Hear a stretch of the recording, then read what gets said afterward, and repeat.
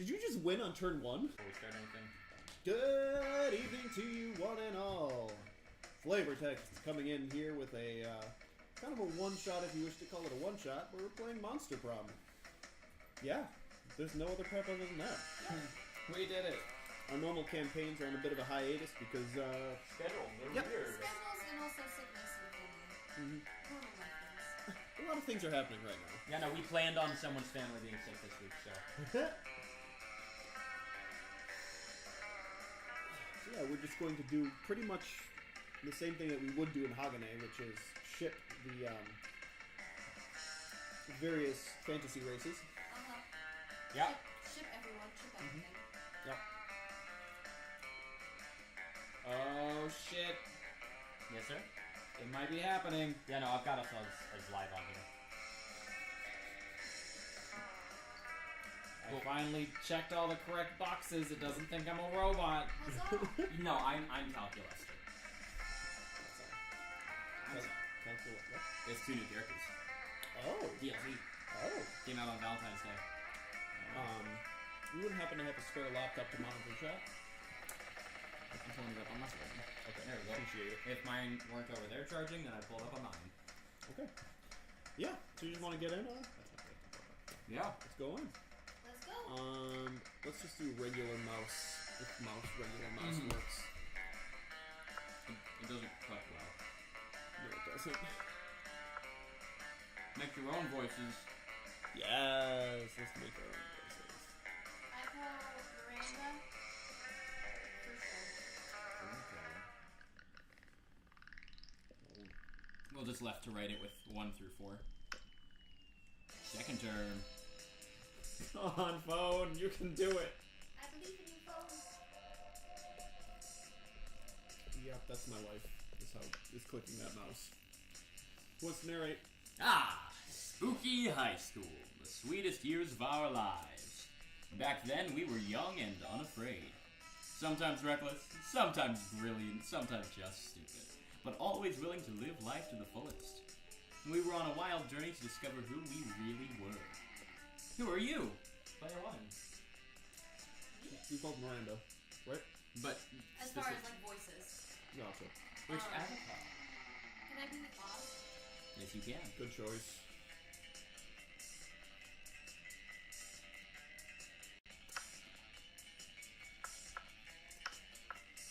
Figuring it out. Yep.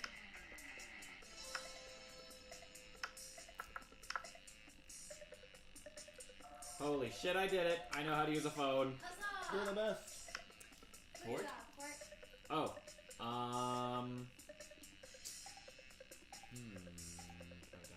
Feedback. TurboTax, I just did this shit today. Oh. I'll be Fire Lady. Name? Oh, come on. The actual spelling? Hey, now we know how to spell it, guys. I've literally spelled it for you guys at least 4 times. Nonsense. It's probably in my notes. It's not in mine. Who am I gonna pick? How's this? I don't care about what's happening on the screen. I just have to click on it.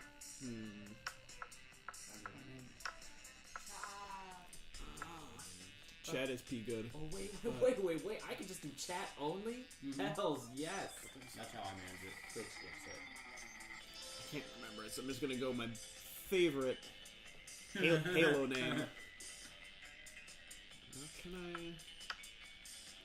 Yes, I need to be as vague as possible. And we had yet to experience his ultimate challenge, the Monster Prom. The ultimate. I remember it clearly. 3 weeks were left, and as we fantasized about our dream prom dates, we were all scrambling to catch the attention of one of our 8 most charismatic classmates. Before we jump into this, we should figure out who we're voicing, because since there's 8, each of us can voice 2. Cool. I'm doing Calculus for Liam, I think. You calculus and Liam? Yeah. I'll take Scott. He's the best boy. I'll do Miranda and either Polly or Zoe. Okay. And then that leaves Damien and then either Polly or Zoe for you. and Vera as well. And Vera. I'll do Vera, Okay. and I think I'll do Vera and Zoe. Vera and Zoe? Okay. And that makes you Miranda and Polly. So I've got Miranda and Actually, I'll do Vera and Polly because my voice can't do the Zoe voice tonight. Fair enough. That makes you Damien and Zoe. What? No, I'm Miranda and Zoe. That means he's Scott and Damien. Got Yes. Okay. it. Scott Howell. A werewolf athlete who compensated for his rather small brain with a stupidly huge heart. Best boy. Miranda Vanderbilt, 19. A sweet mermaid princess who was as cute as she was genocide. Past tense. Polly Geist, 22. A party ghost with an insatiable hunger for all the wrong things. Damien LeVay, 21. A fearless demon with a taste for destruction and a love of fire. Liam de Leoncourt, 400 and something. A hipster vampire whose standoffish demeanor hid the fact that he was truly a lovable dork. Goals. Zoe Forever? I love her. An eldritch cutie who went from endless deity of the Dark Realms to ultimate fangirl. Calculaster Hewlett-Packard version 1.0. A library computer had become a sentient robot ready to experience life to its fullest. I like him too. And Vera Oberlin, 23. A mean, self-made gorgon with a merciless sense of business. This narrator does not like Vera. It was clear, it had to be one of them, but who? We only had 3 weeks to choose our prom date, and even more daunting, we only had 3 weeks to woo them and conquer their heart. But as I already said, we were young and unafraid, and we were ready to start. Welcome to Monster Prom's stupidest pop quiz ever. All minds are rotten, but they are rotten in so many different ways. Worry no more. We're now using our PhD in bullshit to diagnose which kind of deviant sicko you are. Monster Prom's stupidest pop quiz ever, trademark, don't take it. We'll throw a bunch of absurd questions at you and turn your answers into your character's stats. This way, each of you will start by having stats that better reflect your true selves. Let's start. Player 1. You wish you were raised by a pack of wild wolves who also happen to be tech moguls who own some of the most profitable companies of Silicon Valley. They'll be kick-ass role models and wild wolves. Sick. You wish you were raised by a mysterious old man who saved me from the streets in order to raise me as a disciple in the ancient ways of rad DJing. Or do you wish you were raised by a really progressive marriage between a kick-ass venomous snake and actual fire? I love fire and I see no issue with being raised by it. The bottom one seems like a lot of fun. Yes. Figgy, that's me, the narrator. I wish I was raised by a mysterious DJ wizard. Ayana. I want to be raised by some Silicon Valley wolves. I'm feeling that. And someone. I'm gonna go with mysterious old man because that also might be a martial art somehow. Yep. It's a super fun DJ. Democracy is just broken. Remember to vote!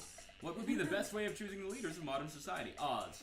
Whenever you can, whoever can play the most heartbreaking violin solo wins. Settle it and smash. You put all the candidates in an empty room with a wild grizzly bear. Whoever kills the bear should be our president. If everyone dies, then it's obvious. The bear should be president. We create a reality show called America's Next Top President 2 Reel, where the candidates compete in all kinds of physical and mental challenges. Voter turnout would increase and we would turn a profit on it. Gonna say bear in a locked room.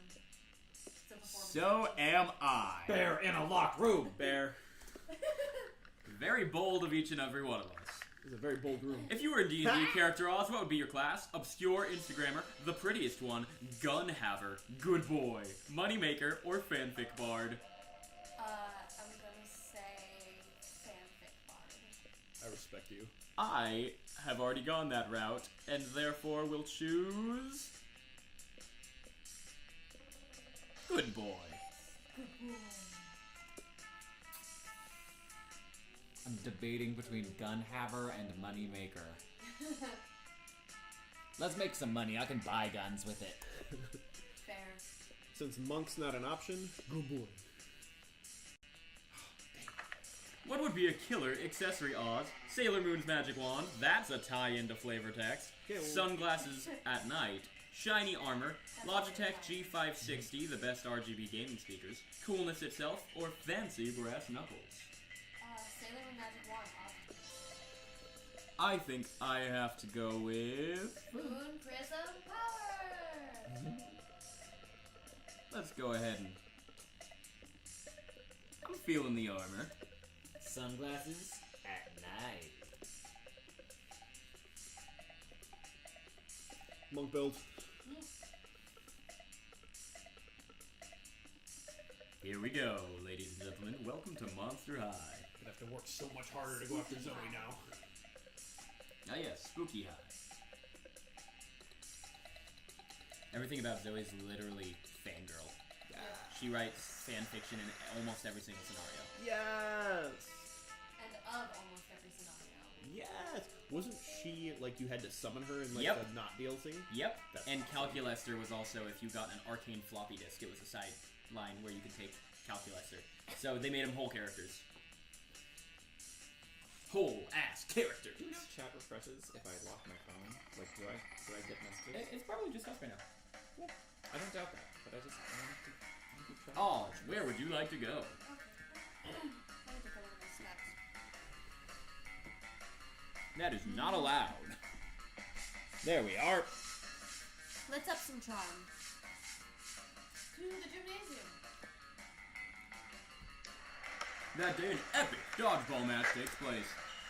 Everything seems lost, but you deliver an inspirational feast, that'd be great too, that fuels your team spirit.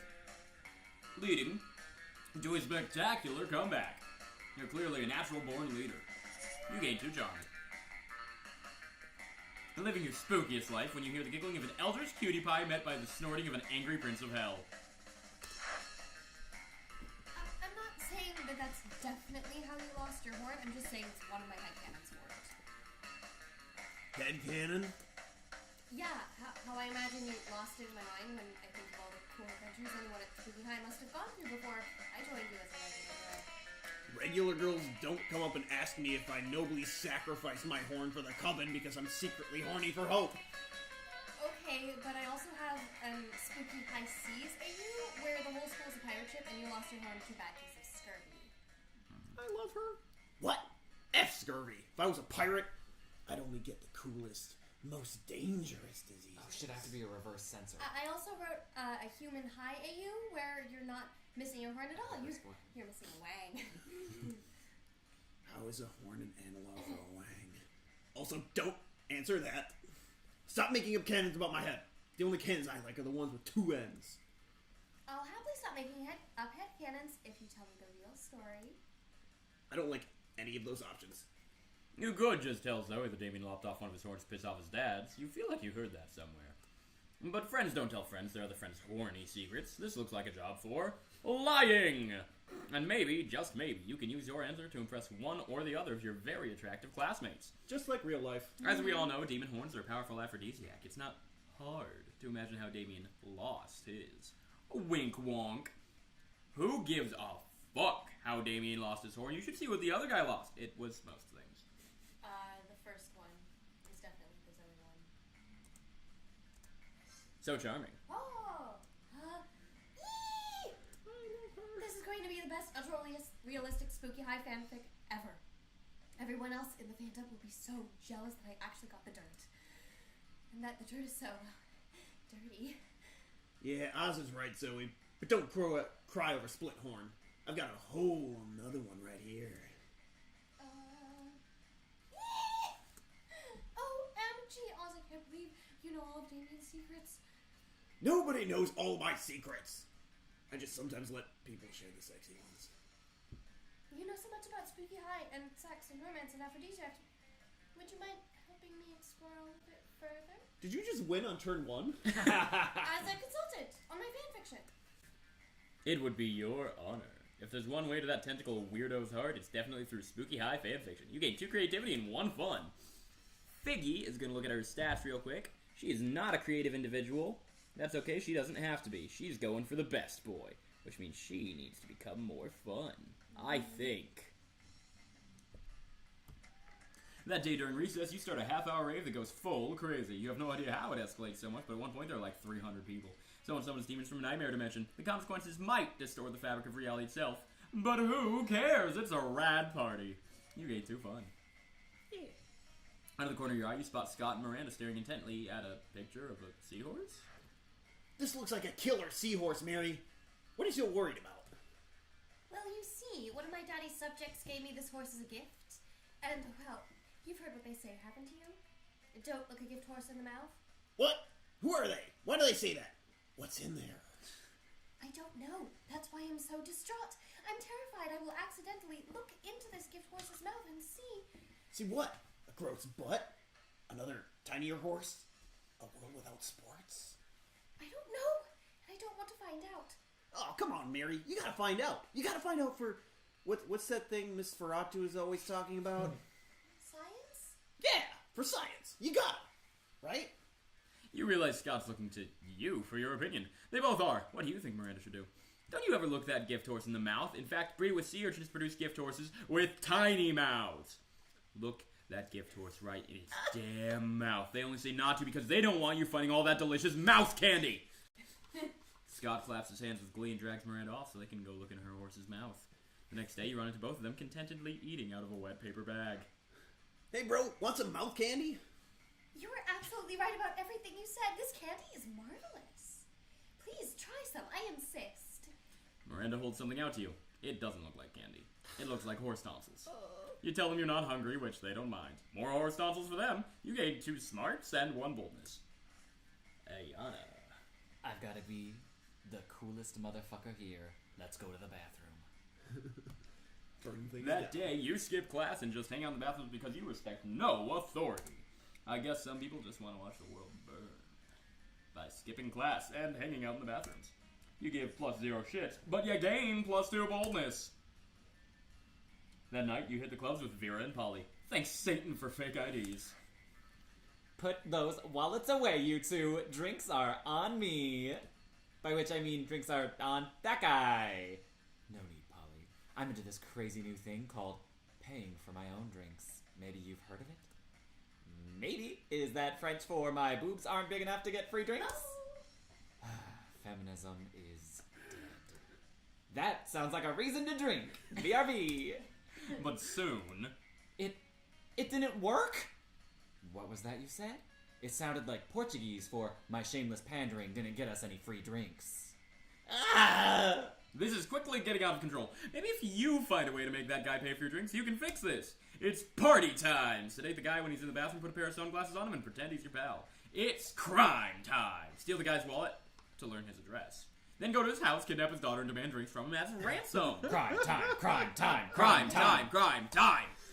So bold. Using your skills as a pickpocket and a kidnapper, you execute your brilliant plan. And people said high school wouldn't adequately prepare you for the real world.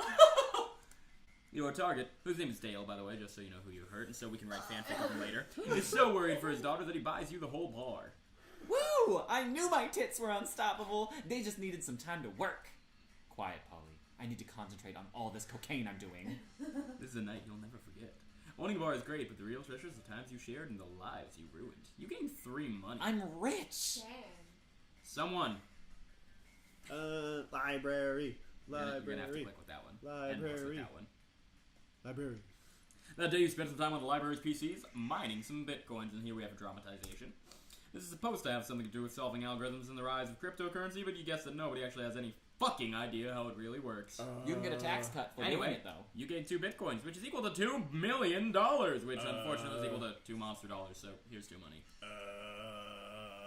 Later, you're minding your own business, which soon proves to be difficult when you notice Damien and Scott in the vicinity of some hot, sweaty arm wrestling. More Zoe. Unfortunately, you can't enjoy it very long since stupid strong Scott beats Damien in no time. But it seems you're not the only one mad at the outcome of this situation. This is so unfair!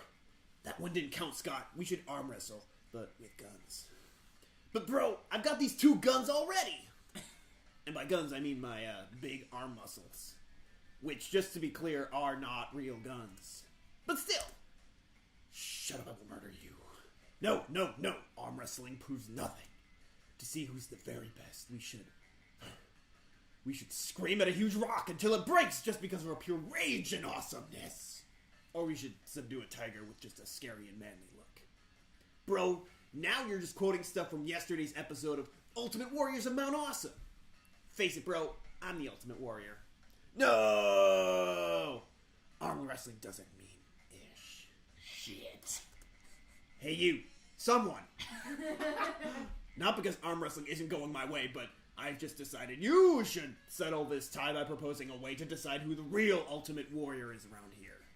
I happen to be a registered Ultimate Warrior Judge, and I always carry this 10-step Ultimate test with me, which coincidentally will require both of you to do whatever I say with no complaints, like real Ultimate Good Boys. Who's ready to follow my lead? Whoever can punch the sun in the face, which, by the way, is a secret Damien ending, where you get him to punch the sun in the face. Ooh. As far... God dang it. We're not doing a specific run. No, we're just having fun. Yeah, it's a monk build. We gotta punch the sun in the face. Punch the sun! Punch the sun! I don't know, bro. That doesn't seem even possible. I'm at the end! I'm gonna punch that stupid sun right in the face, and I'm gonna be the very best. Anyway, I wanted to punch the sun already, but that motherfucker thinks he's more fiery than me. Are you sure about this, Damien? Isn't the sun like a big ball of gas without any real face on it? What's what a little sun-fearing loser would say.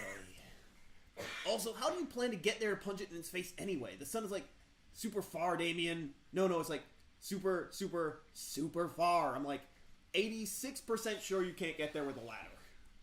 Yeah, Scott, I know. I'm not an idiot. That's why I'll be using... 2 ladders? a really tall ladder.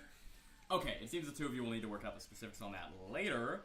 Nah, bros, I'm out. This plan doesn't sound very nice, nor very possible. Also, the sun and I are pen pals.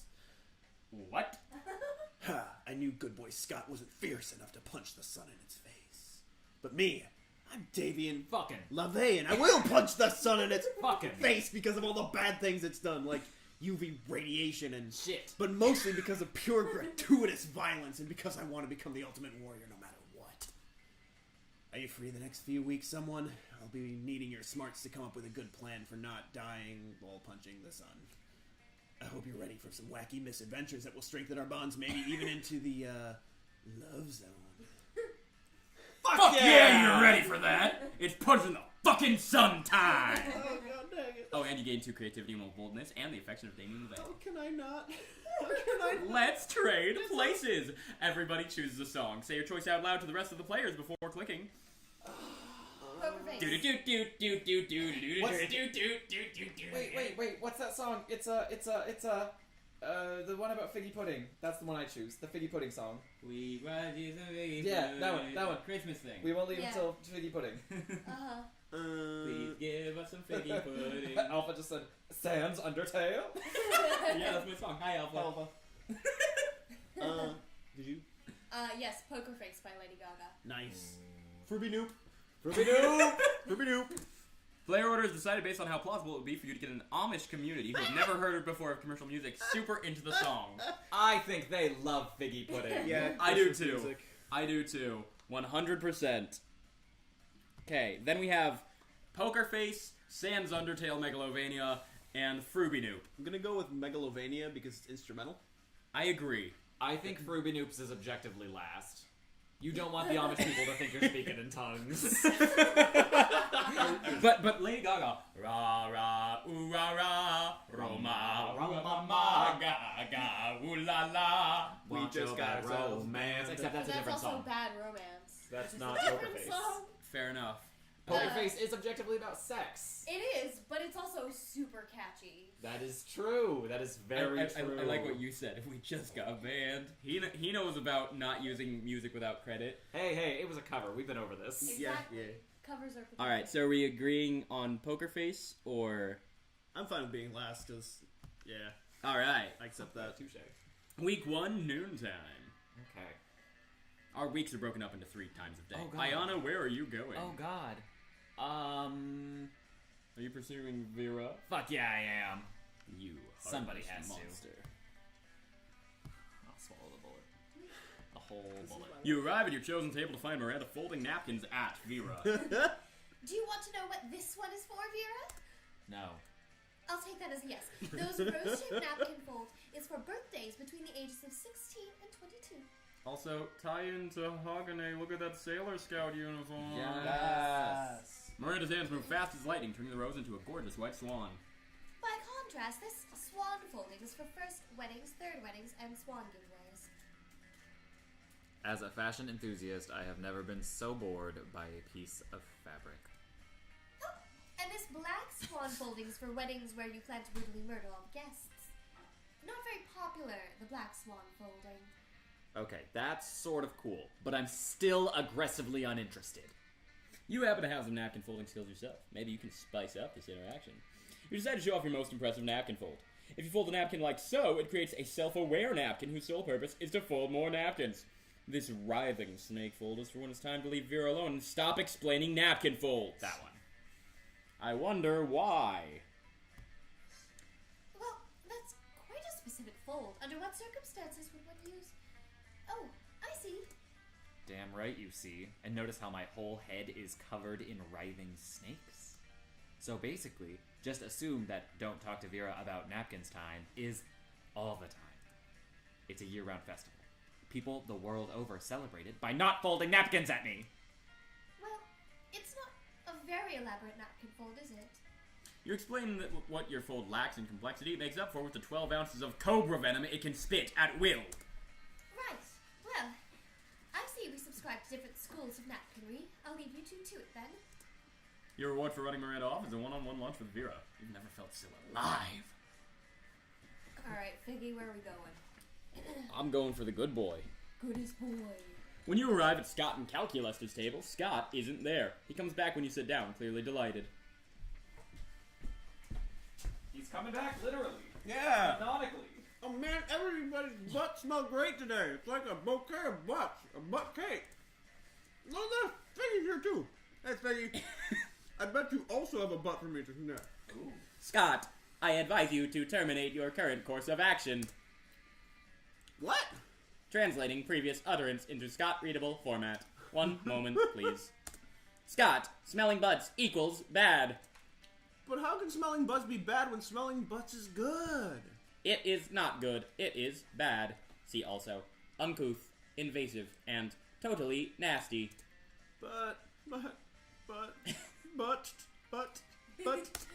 Either Scott is malfunctioning or he's just been distracted by some fun new butts. Either way, you need to find a way to resolve this dispute. You don't understand, Calculus. You use complex analytical software to understand your surroundings. Scott's complex analytical software is smelling butts. Calculuster is right, Scott. You gotta be polite and respect people's privacy. Why not present them with an official form requesting a butt smelling? No. Probability of veracity? Unlikely. Live demonstration required. What? Translating. One moment, please. Go smell a butt, Scott. That's a good boy. You don't have to tell me twice! Technically, yes, I did. Please report back with all butt-related findings. You don't have to tell me 3 times! Here I go! Scott sticks his nose in Matt the Shoggoth's unspeakable crack and then hightails it back to your table. Now, Scott, please share what you have learned. Well, Matt spent first period in haunted math and skipped second period to devour souls underneath the bleachers. He's 10,000 years old. He's a Capricorn, and his favorite TV show is The Great British Bake Off. Mood. Also, his farts smell like barbecue sauce and ghosts. My sensors confirm your report. I suppose there is more than one way to smell a butt, as they say. There is? That fact alone is enough to make Scott as happy as you've ever seen him. Nice work! Oz. Alright, I'm going for Zoe. Yes. You watch Zoe watching Polly with increasing intensity. Hey, Polly, I have a question. I may or may not have an answer, depending on if it's boring or not.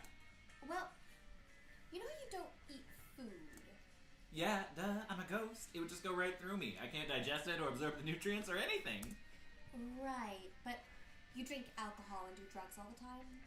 Yeah, and it's awesome. But why can you absorb illicit substances and have them affect you, but you can't eat food?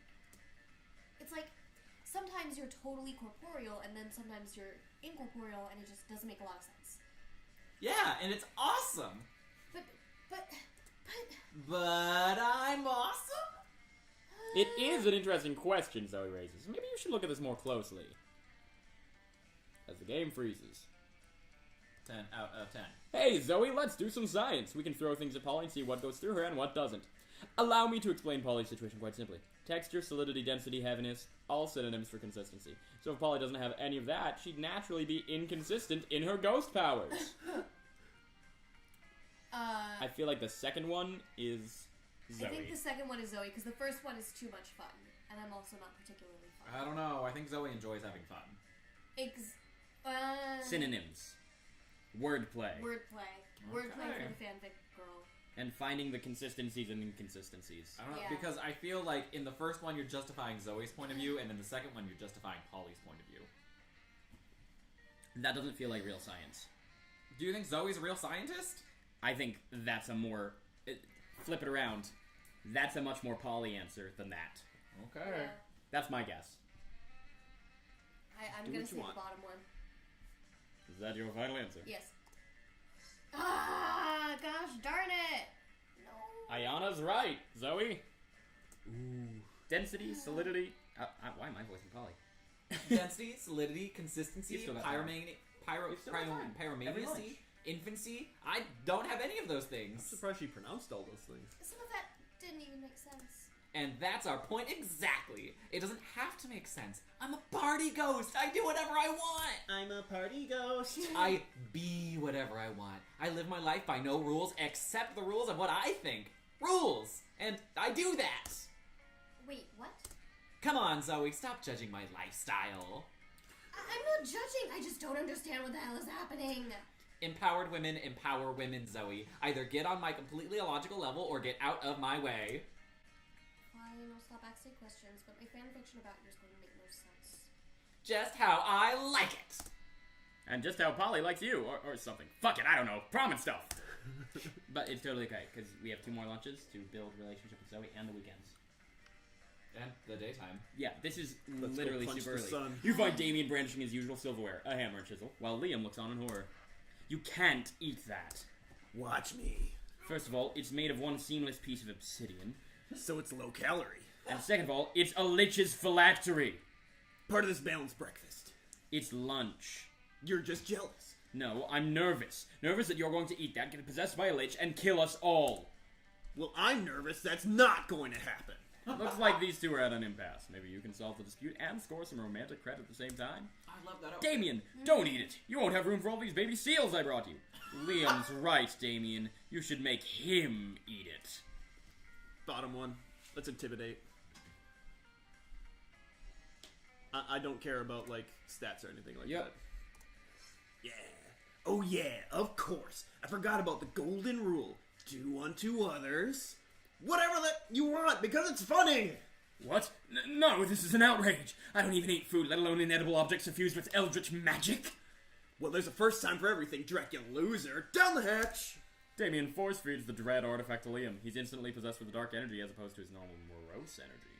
I am the Lord of the Night, the heresiarch of ice, devourer of joy. What a nerd.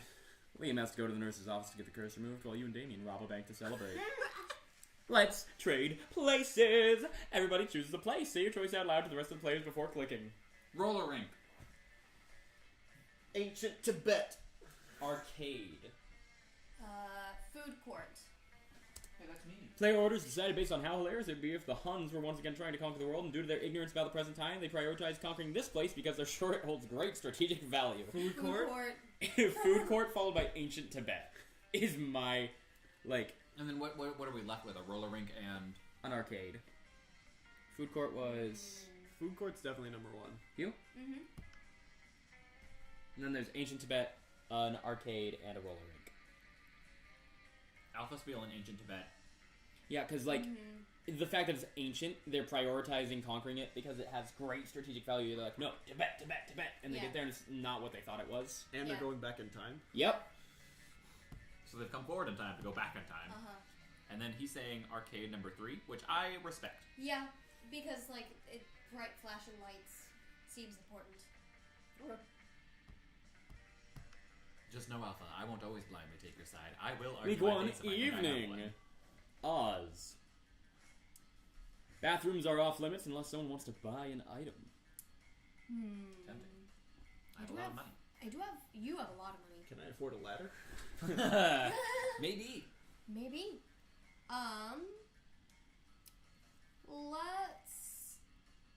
Let's up some creativity. I gotta be creative for my girl Zoe. Yeah. That day while rehearsing for the class play, it's as though the muses themselves have decided to give you a figurative blowjob. Your performance is intense and inspiring. It will be remembered for generations, which is pretty rad by high school play standards. You gain 2 creativity. Yeah. Meanwhile, Zoe seems to have trapped Polly in some sort of eldritch binding circle. This should be good. Tell me. Girl, where is your chill? I already told you like a million times how I died. Yeah, but each time you told me something different. Tried to fuck a toaster, suffocated by good booty, gun salad. I've heard them all. But where is the truth, Polly? Huh? It's none of your business. No, but it's my hobby, and hobbies matter, Polly. Plus, the fans have a right to know. She right. Fourth wall. Fans have a right to leave me the hell alone. Secrets are sexy. If secrets are so sexy, then how come God invented Wikipedia? What? You're a god. You know that's not true. Now let me out of this binding circle. I've got haunted math next period. Sure, I'll let you out. If you tell me how you really died. Polly gives you a pleading look. Zoe gives you an excited look. As usual, it's up to you to figure out who to help. Polly's right. Secrets are sexy, and I'll prove it with my new espionage AU. Spooky, highly classified. Zoe deserves to know the truth. And if you tell it to her, Polly, I will give you a huge bag of cocaine. This is a tough one.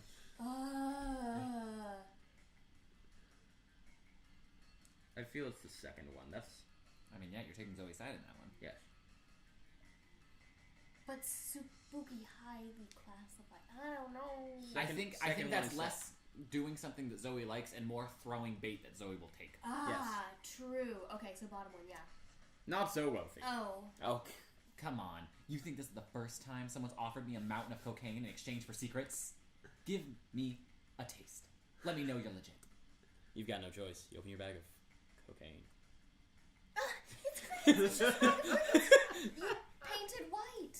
Why did you think this would fool me? I do drugs all the time! Crickets are everywhere. This is unacceptable.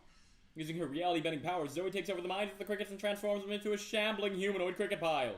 It forcibly ejects you from the building. Smooth move, cricket hole. You lose 2 smarts and 1 charm, but you gain affinity with Zoe. Yay! Where's it? Someone? Yes. I'm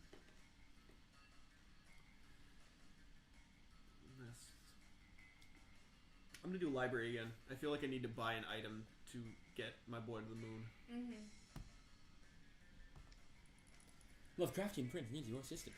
That day you spent some time on the library PC, sending malicious spam emails in the hope of stealing that other hits a people's little money. too close to home right It now. doesn't sound very nice, but who's really the one to blame if they respond to such a blatant scam? You lose minus 10 karma, which isn't a stat in this game, so who cares? And gain 2 money. Worth. You're wondering if anyone's going to try to punch the sun anytime soon, when suddenly... Sup, someone? You sun punching helping mother... Fucker! You ready to help me punch the sun? Heck yeah! It's what you were born to do! Or something. So I did some research, and it turns out that the sun is pretty Fucking far from Earth. Who would have ever guessed this shocking revelation? In fact, it seems like the sun is closer to space than Earth. So to get there, we're gonna need a spaceship. The only question is, where to get one of those things? Go to that most authoritative of all resources, WikiHow. Just check out the school spaceship. I mean, which kind of high school would we be if we hadn't had our own regulated high school spaceship? A very bad spaceshipless one, at least. F it. Second one's funner. So bold. Oh? Spaceships are real things? I thought a spaceship was when you root for 2 pop culture icons to... in near Earth orbit. I can't read it. Why the Fuck. does our school have a spaceship? Really, Damien? Trying to apply logic to Spooky High? You should know better by now. This is the DLC. And are students really allowed to check it out? Usually they don't let me do anything fun. There's such double standards. If I burn down the library, it's disrespectful, but if I masturbate in it, that's disrespectful too! You just can't win. That may be true, but if it turns out the process of checking out a spaceship is shockingly, disturbingly easy. You just ask for a permission slip, forge the signatures of Damien's dads, resubmit it, and are instantly given access. I love this game. Holy Fuck. That was easy! Almost upsettingly so. Think what would happen if it got into the wrong hands. Thank God we're just using it to punch the Fucking- motherfucking sun in the face! Yeah! You did it! You got a spaceship that's gonna be lit on fire because you're punching the sun. You gain 2 fun and 1 smarts. Someone's starting to buy an item. Figgy is going to go get more bolder fun.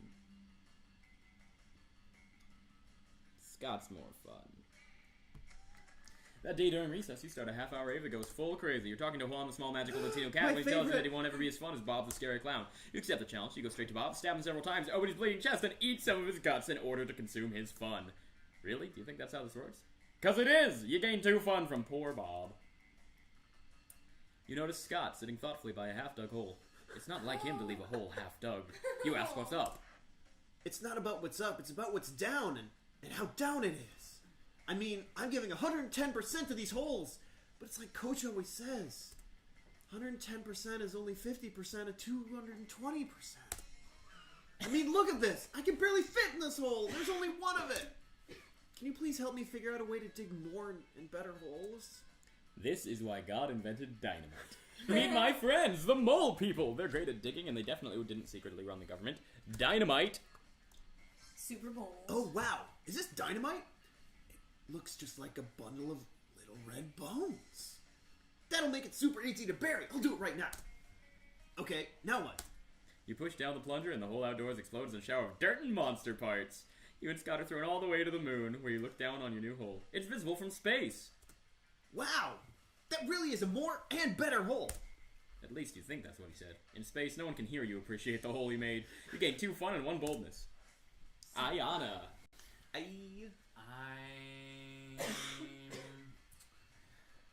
I'll go to gym. I feel like I can bolster my charm. That day, an epic dodgeball match takes place. The match is so intense and both teams are so into it that you decide to raise the stakes by betting part of your charm against part of the other team leader's charm. That commitment amazes your whole team, and their spirit is fueled by determination. Finally, you win and take 2 charm from the other team's leader. She's now a little bit less fabulous. Did someone say determination? Yeah. Later. Yep, you see Vera cackling to herself in the hallway, which is whatever, but you might as well find out why. Just practicing my prom queen acceptance speech in my mind. It's not like the title bears any meaning whatsoever, of course, and I really do consider the whole thing beneath me.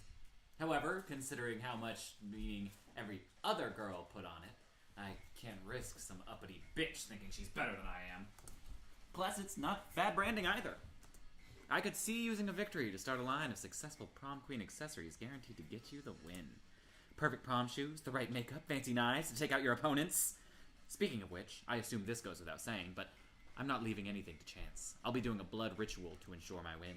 I still haven't found the exact details yet, but I'm optimistic that at least some of the items will be found in the shop. The only question is, where exactly I can find the details for a proper blood ritual. Why don't we ask the Coven? They're witches, they should know about blood magic, or literally just search the internet? Like, that's literally what it's there for? The Coven, my second favorite. Oh, we're resorting to the internet. Yep. Come on. Oh, right. So smart. Good So call. smart. Sometimes you get so caught up in the grand scheme of exploiting blood magic to secure petty victory that you forget about the little things. You and Vera scamper over to the library to put the school's computers to good use for once. For real, does anyone at the school use school resources for educational purposes? Let's just search blood magic to guarantee prom queen's victory over basic bitches to maintain social status? That's pretty clear, right? Couldn't possibly be clearer. Seems like we're gonna need the blood of a former prom queen, the tongue of a goat, and the earrings of an ancient goddess. Not exactly stuff that's gonna be lying around, but when you're destined to be prom queen, you make it work. Not that I'm destined to be prom queen, or I wouldn't have to do blood magic in the first place. But hey, when you want to achieve greatness, you make your own destiny. You check the shop, I'll grab a goat, and we'll meet up in the bathrooms to cut its tongue out and get this party started. Sounds like a party indeed. You gained 2 fun and 1 smarts, and you're on the path to a secret ending. I am. Oh, Lud, we've got 2 secret endings going on. That weekend, something happened to Figgy. That's me. Let's go. Is there anything more fun than the sleazy traveling carnival? Yes, apparently lots of things. One moment, our Scott is distracted. Ah! Sorry, people are... Of Nah. course he's Scott. Welcome, Sarah. Hello. I don't understand. I'm the best at sports. And ring toss is a sport. Why am I not winning at the sport of ring toss? Why am I not winning at the sport of burning this carnival to the ground and doing something cool with my weekend? We're not leaving until someone wins me that adorable Harold McDonghard from erotic fanfiction Dragon Heat plushie. He's automatically anatomically correct. I have calculated the odds of ring toss success, and they are 0.0005%. It would appear this game is rigged. Rigged? That's great! No, Scott, that's bad. Why? Don't we need it to be rigged? You can't spell rigged without win! And you can't spell win without team! So if we just work together... I mean, no, none of that. Like, actually none of that. But Teamwork isn't a bad idea, and you decide to call upon your luckiest friend to help beat the rigged system. You know who's lucky? Rich people! But which rich person to choose? Oz. Oz can get so many rings, but he could get an extra Sonic life out of them. Use your memory! Can't look at stats. Which may not directly correlate, but who cares? Someone's wealth secured them season tickets to basketball, and they actually learned ring toss from fucking LeBron James, who, unbeknownst to many, is the LeBron James of ring toss. You've gone to the library twice. Yeah. So wealthy. Moneybags McSomeone shows up, money in tow, to do what the extremely rich of Spooky High do best. I'm someone. Ignore the rules of society due to a feeling of entitlement, and take whatever they want for themselves. Go, someone! Toss those rings! Do that sport! Win the thing! Sport! Rig that game! Someone steps up to the ring toss booth, rings in hand, and throws the rings in the carny's face, and then sucker punches him. Fucking Metal! Me? No, Me? it's just a turn of Me? phrase. Don't worry Me? about it. Oz takes the Harold McDonghart plushie and gives it to Zoe. Look at this. His tiny but proportionately huge manhood. He's so cute. He sure is, Zoe. He sure is. Way to turn this day around, you two. Gaining 2 fun and 1 charm in the process. Let's go. Let's trade places! Everybody chooses a video game, say your choice out loud to the rest of the place before clicking Monster Prom. Undertale. Super Smash Brothers Melee for the Nintendo GameCube. Darkest Dungeon. Player order is decided based on how difficult it would be to teach a person from ancient Sumeria brought to life only for this purpose how to play this video game until they become a pro gamer. Melee. Uh-oh. Melee. Yeah, this sucks for all of the games we list. Melee. Melee is the hardest one. Yeah, it is. Especially at a pro level. Yep. I don't think there is Pro Monster Prom. It's a super casual game. Darkest Dungeon definitely has depth. Undertale is also casual. I think it's less casual than Monster Prom. I think I'm last. And I think Darkest Dungeon is second. Yeah, because Darkest Dungeon has a lot of strategy and RNG that can go into it. Man, it makes you hate your life. Week 2 morning. Someone. Okay. Who do you want to do? I'm okay with Damien. You already had a pretty good Zoe going on. I don't know. Who does somebody want to step out of? I guess is a better way to go. And I'll take whoever's taken. You can have Liam. Or you could just like cover every single side character. Yes. That day, while rehearsing for the class play, you were struck by the lightning of inspiration. Narrator, because you have characters. Okay. You can do narrator if you want. Sweet. Hello, everyone. By the way, I'm Sarah. Join the stream again. That day, while rehearsing for the class play, you are struck by the lightning of inspiration. You come up with the ultimate nickname for yourself. The ultimate. You tell everyone to call you by it, also known as one of the 7 most douchebaggish moves in the world. But the nickname is awesome, and so awesome, inventive, and appropriate that the people decide to go with it. Quite the feat. You gain +2 creativity. I got a feat. We, the devs, dare you to actually come up with a nickname for yourself and ask the other players to call you by that name until the end of this run. Somebody. Once told me the world is gonna outroll me. Copyright claims are now coming.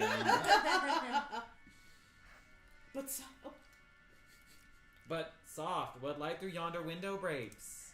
It is someone. And Somebody. It is somebody. And they broke through an aforementioned window with an axe and is now trying to murder me. Ah! Yes, somebody. Minion of the Dark Knight. Kill the wizard. And I'm a tree. So everyone leave me alone. Get it? Leave? Tree? Leave? having consulted with the fight captain, you managed to hit Polly with the fake axe in such a way that her ridiculously fake death is actually pretty believable. Polly fakes an agonizing death and lays motionless. Threatening event witnessed. Polly murdered by somebody. Why did you slaughter your classmate and peer Paulina Geist in cold blood? This cruelty makes no She sense. doesn't have blood. Listen, my robo dude. Not anymore. Polly's a ghost. She was already dead. Yes, but now it seems that the spirit's spirit has perished. Why else would she be motionless on the floor? Oh no! Calculester has a point! All death is not moving around anymore. So Polly used to be dead, but she was still moving around, but now she's not so her ghost must be dead. Opinion validated. Concern for Paulina reinstated. Do neither of you understand how fiction works? Apparently. not. And if you don't find a way to assuage their fears, Calculester will spend forever thinking you're a murderer. Okay. Bye, calculator. You're right, I did murder her. But now watch as I revive her again with this magic potion from her belt. A magic potion I call whiskey. Show Calculaster that the axe is just a prop by hitting him with it. Bottom one, monk build. So smart. Why is that smart? Find out. You pick up the axe, hit your mark, and come a Calculaster with a fake ass axe. Calculator, no! You bring the axe down on Calculaster's vulnerable form and... Wait! Nothing happened. Yeah, cause the axe is fake as fuck. It's literally foam!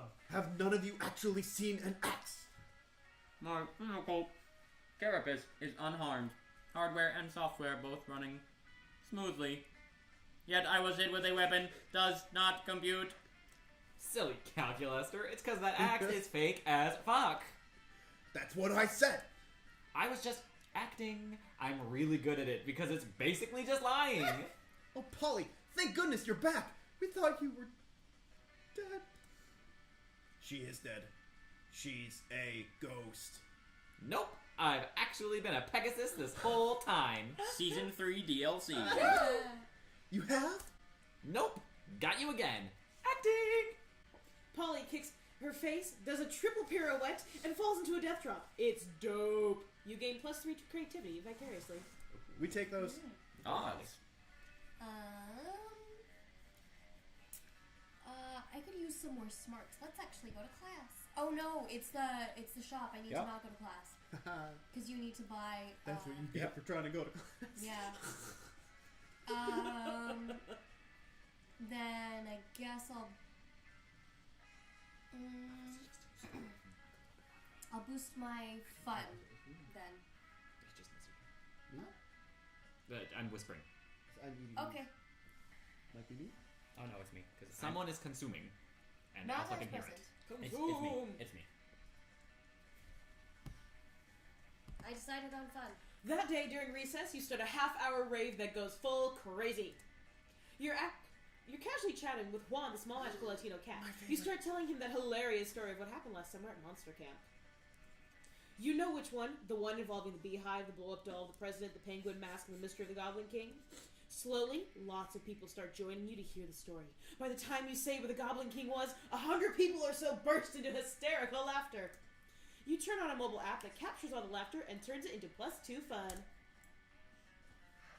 Zoe is catching you up on the latest development on Pirate Oz in her spooky high seas fanfic, when suddenly a portal opens up. Oh, never fear, the interdimensional prince is here! I have come to claim my bride. Or husband, or non-binary life partner using the terminology of their choosing. Oh. An interdimensional prince? I love when he pops up. He always adds so much wacky drama. Metal. Wait a moment.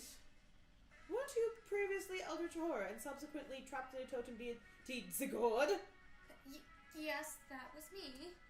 You devoured my grandfather molecule by molecule, turning every atom of his existence into a million scarab beetles before crushing them and snorting their powdered corpses. I'm sorry, I'm so sorry. That's totally not me anymore. No, it was magnificent. And now here you are, in the body of a high school girl, but of legal age to consent, which is exactly my type. Darn. Come, my beautiful devourer of worlds, be my horrific bride. Oh no. Zoe is such a spooky high fan, she might agree to marry the prince just for fanfic purposes. Better stop this right now. Be careful! Zoe has been married 17 times before and has eaten every one of her spouse's minds. Why get married when you can bounce on this trampoline? The second one's fun. Yeah. I'm not bad at fun at the moment, but I also... And the first one's either smart, bold, or creative. Yeah. Which I'm also good at, but I'm trying to figure out which is going to get me the actual affinity with Zoe. Neither right here. Yeah. This is, I mean, both theoretically. You're trying to get him away. That's true. I feel like I have a better chance with the first one. Commit to it? Yeah. Commit to So it. bold. You ate 17 spouses' minds? So far. Well, yeah, but as I said, I was really, really a different monster then. Also, in my defense, they were all super, super, super delicious. 17 mines, though. That just seems like a lot. I don't know. I mean, I like a girl who can eat, but eat that much?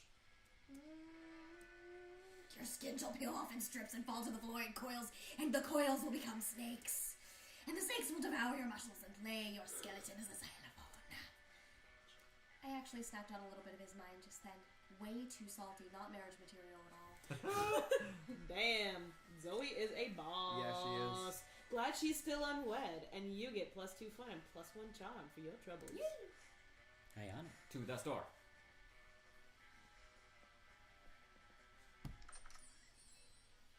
Welcome to my little shop. Buy some shit. I have shit that will boost your stats, shit that will lead you to stupid new adventures, even some shit that might be much needed at some very specific moment. So, take a look. Give me the tampon. Yep.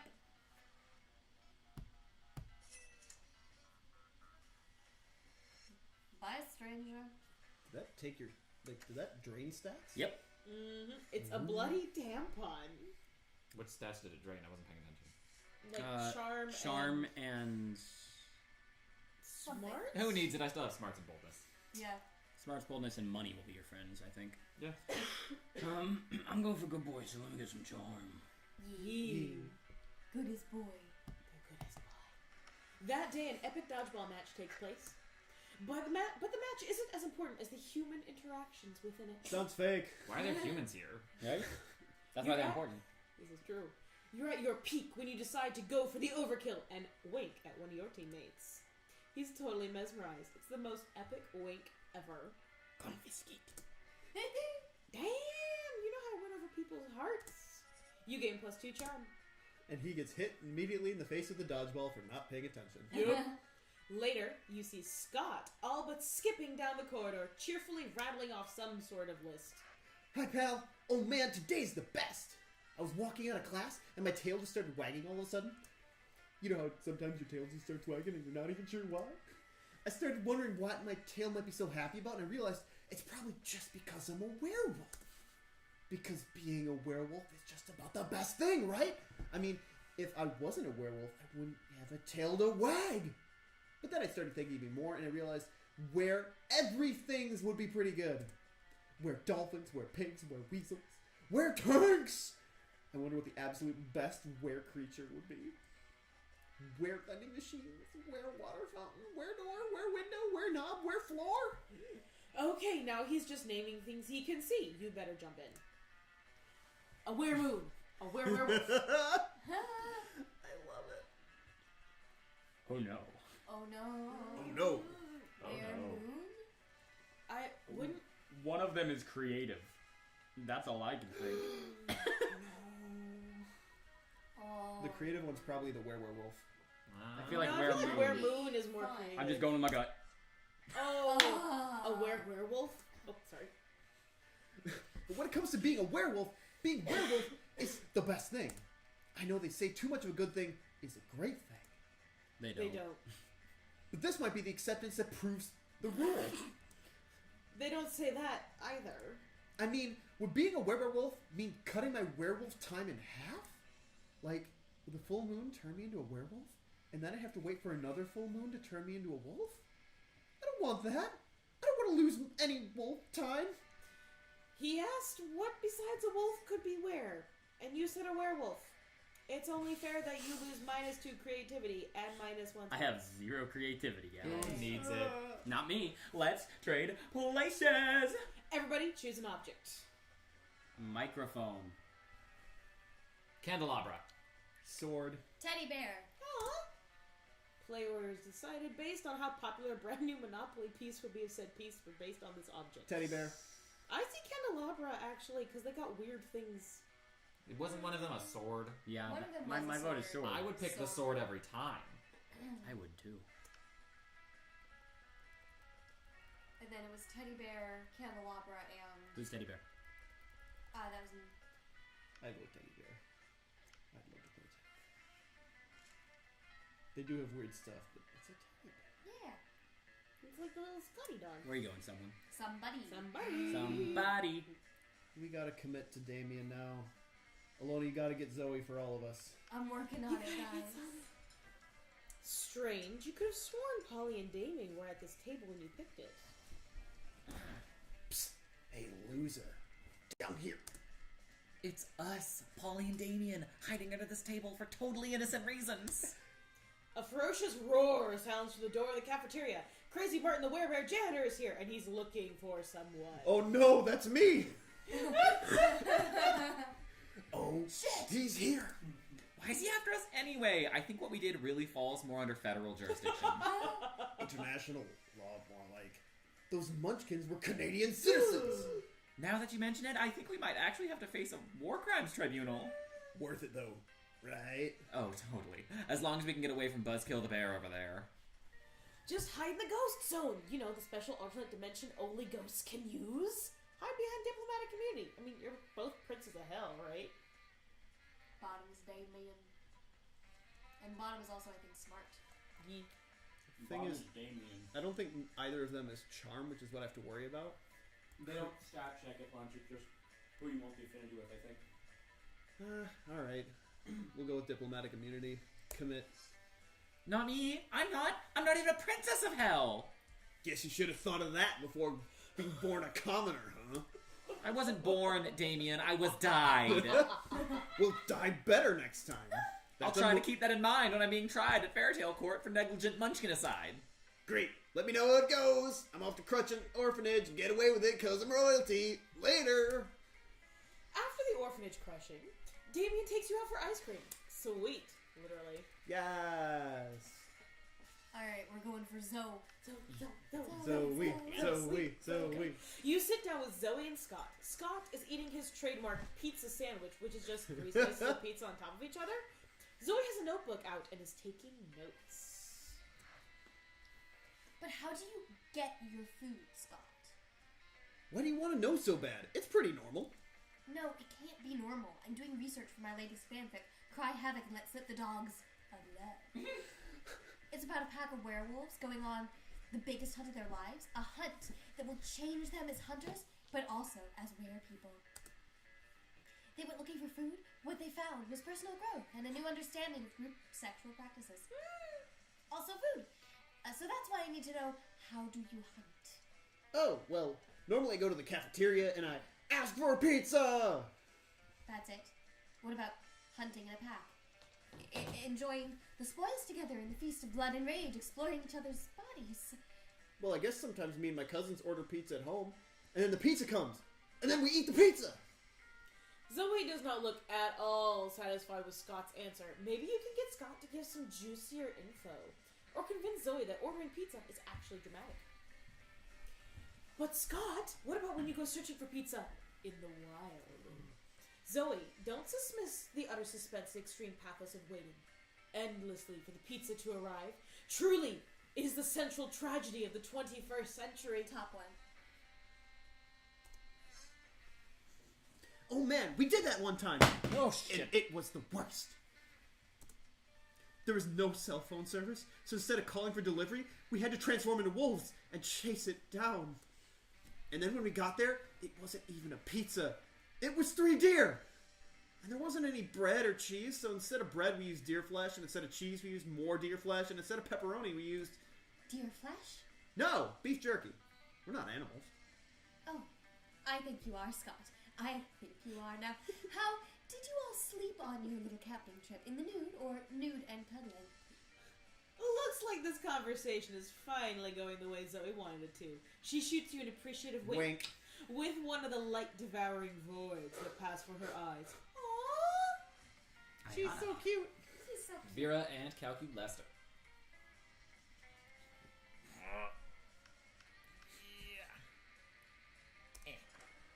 Vera is spending her lunch period scheming as usual. Calculester looks on in mechanical approximation of dismay. Now, if I can just get the poison into the next shipment of cafeteria food, the starving students will be forced to pay me inflated prices for my authentic food flakes. Vera, no, do not do this. Why? Have you determined that it's unprofitable? No, Are you looking for a cut? negative. Are you a RoboCop? You have to tell me if you're a RoboCop. I am not a law officer, but what are you planning to do? What you are planning to do is wrong. Agree to disagree. Error. Cannot comply with internally contradictory instructions. Meltdown imminent. Uh-oh, this could get ugly. You need to chill Calculaster out, or convince Vera to change her ways. Calculaster it is. Don't worry, Cal. Vera's just being helpful. Sure, the poison may kill some people, but those who survive will be more resistant to poison in the future, or whatever. Calculated. I hate the second one. First one. It appears I misunderstood your intentions. respect you. Vera, you are doing this for medical reasons? If I am, can I write it off the poison as a tax deduction?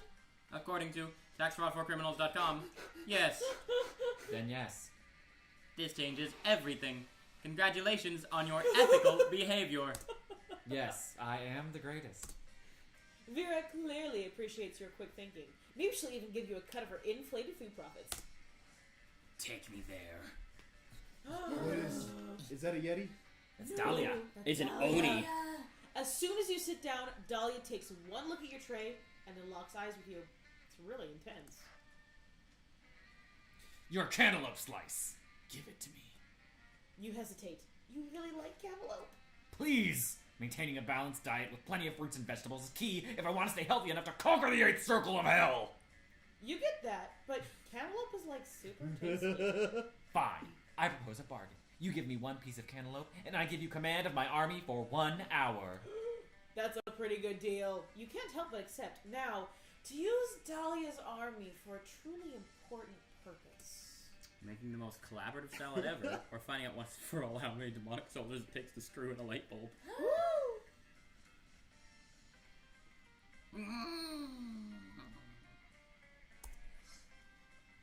You've been planning for this moment all your life.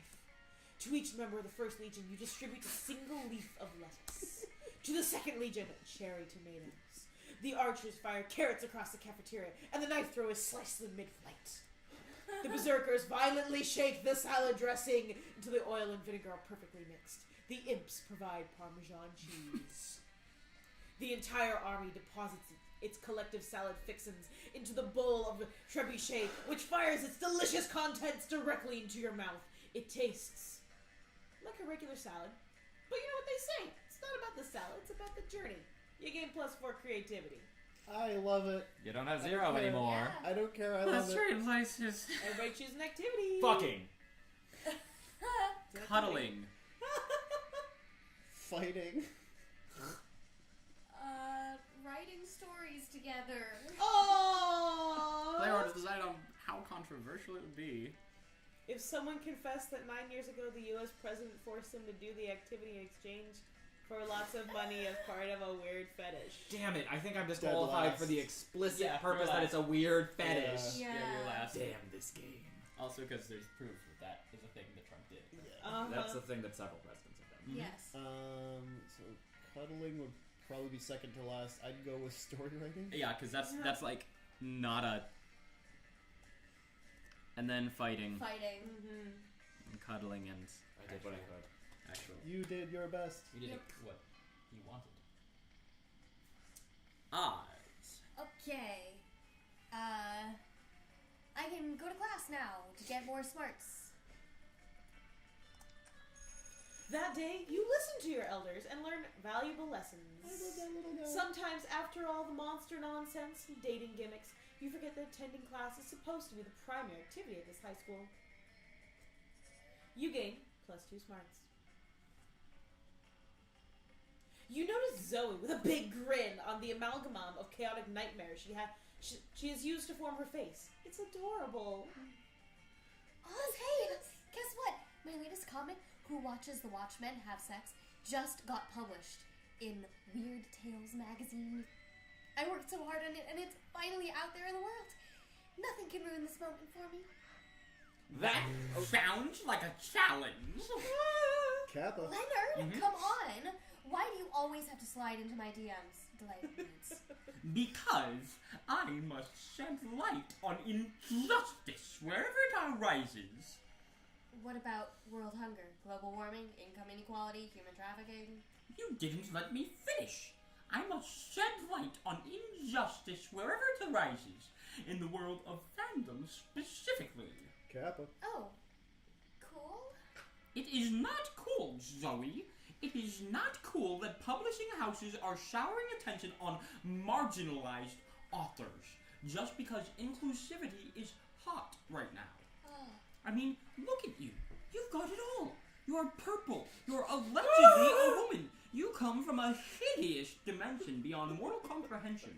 Any magazine would die to be able to associate you with its brand. But it's all a shallow marketing stunt. And what's worse, it's distracting from the real injustice that the liberal media is too scared to discuss. What about the artists who aren't part of some cool, sexy, underrepresented minority? What about us? How are we supposed to get recognized? Kappa. If I was to entertain all the BS you just said, I'd say, I don't know, maybe through a combination of talent and the numerous connections and avenues you have available to you as privileged member of societies. Don't you use the P word around me, Missy. If I'm so privileged, then how come my comic, Zombie Such on Fuck Island, still has yet to be published? Because you spend all your time complaining about non-existent obstacles instead of getting better at art. Ooh. Perhaps you have a point. Oh no. Wait, I forgot you were a girl. This can't possibly be my fault. It's much more likely that the entire industry is biased against me. Kappa. Also, everyone take a moment to recognize his shirt. Send nudes. Or sorry, send nudes. Looks like there's only one way to solve this. You're way ahead of her. You select the only option that makes sense. Punt Leonard out the window. Yup. Yes. For years, you possessed the Gem of Grotto, a powerful artifact capable of raising 4 people from the dead. Why not resurrect 4 great artists and ask their opinions? Use the CalArt sorting hat to determine the objective value of 2 comics. I thought we were gonna fight him. Right? Boss fight. I Boss fight. hope they never make a Leonard ending. Ever. Yeah. But for real though, I'm not sure which of these is better. The second one seems bold or fun. I have 'cause those things. It's not smart or charming or money-based. The first one seems creative or smart. Both of them feel vaguely creative. Yeah. It's just... The first one has the eldritch connection, but at the same time, resurrecting old authors has every ability to resurrect old racist people that then don't like Zoe because she's an eldritch abomination, which, like, is so not fair. But you might get Lovecraft. But those CalArts kids love some tentacle porn. I don't know. It's up to you. Trust your gut.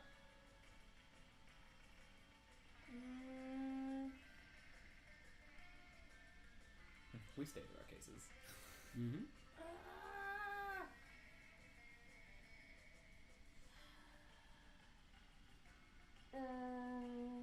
Alpha's shouting about the gem. Okay, gem it is. So smart. Yay! Yeah. You're saving the Gem of Grotto to resurrect your family in case they died tragically for some reason. But this seems just as important. Agreed. Agreed. You reach into the nether realm and summon Velázquez, Goya, Picasso, and El Greso, 4 of the greatest visual artists of all time. Oh, hey, I recognize some of these guys. Picasso helped me design my layer of mental anguish, along with MC Escher and David Lynch. I love her. Hey Zoe, this is Pablo Picasso. Long time no see. I heard you have some art for us to look at. Wrong. We have one piece of art, mine, and one piece of trash, hers. Here they are. Kappa. Says El Greso, furrowing his brow at the paintings. What sort of art is this? You seem to have placed numerous titillating images inside tiny boxes. I do not know quite what to make of this, says Goya, holding up Leonard's piece. But even to my untrained eye, this one appears to be what we refer in the art business as a complete turd. That's bullshit.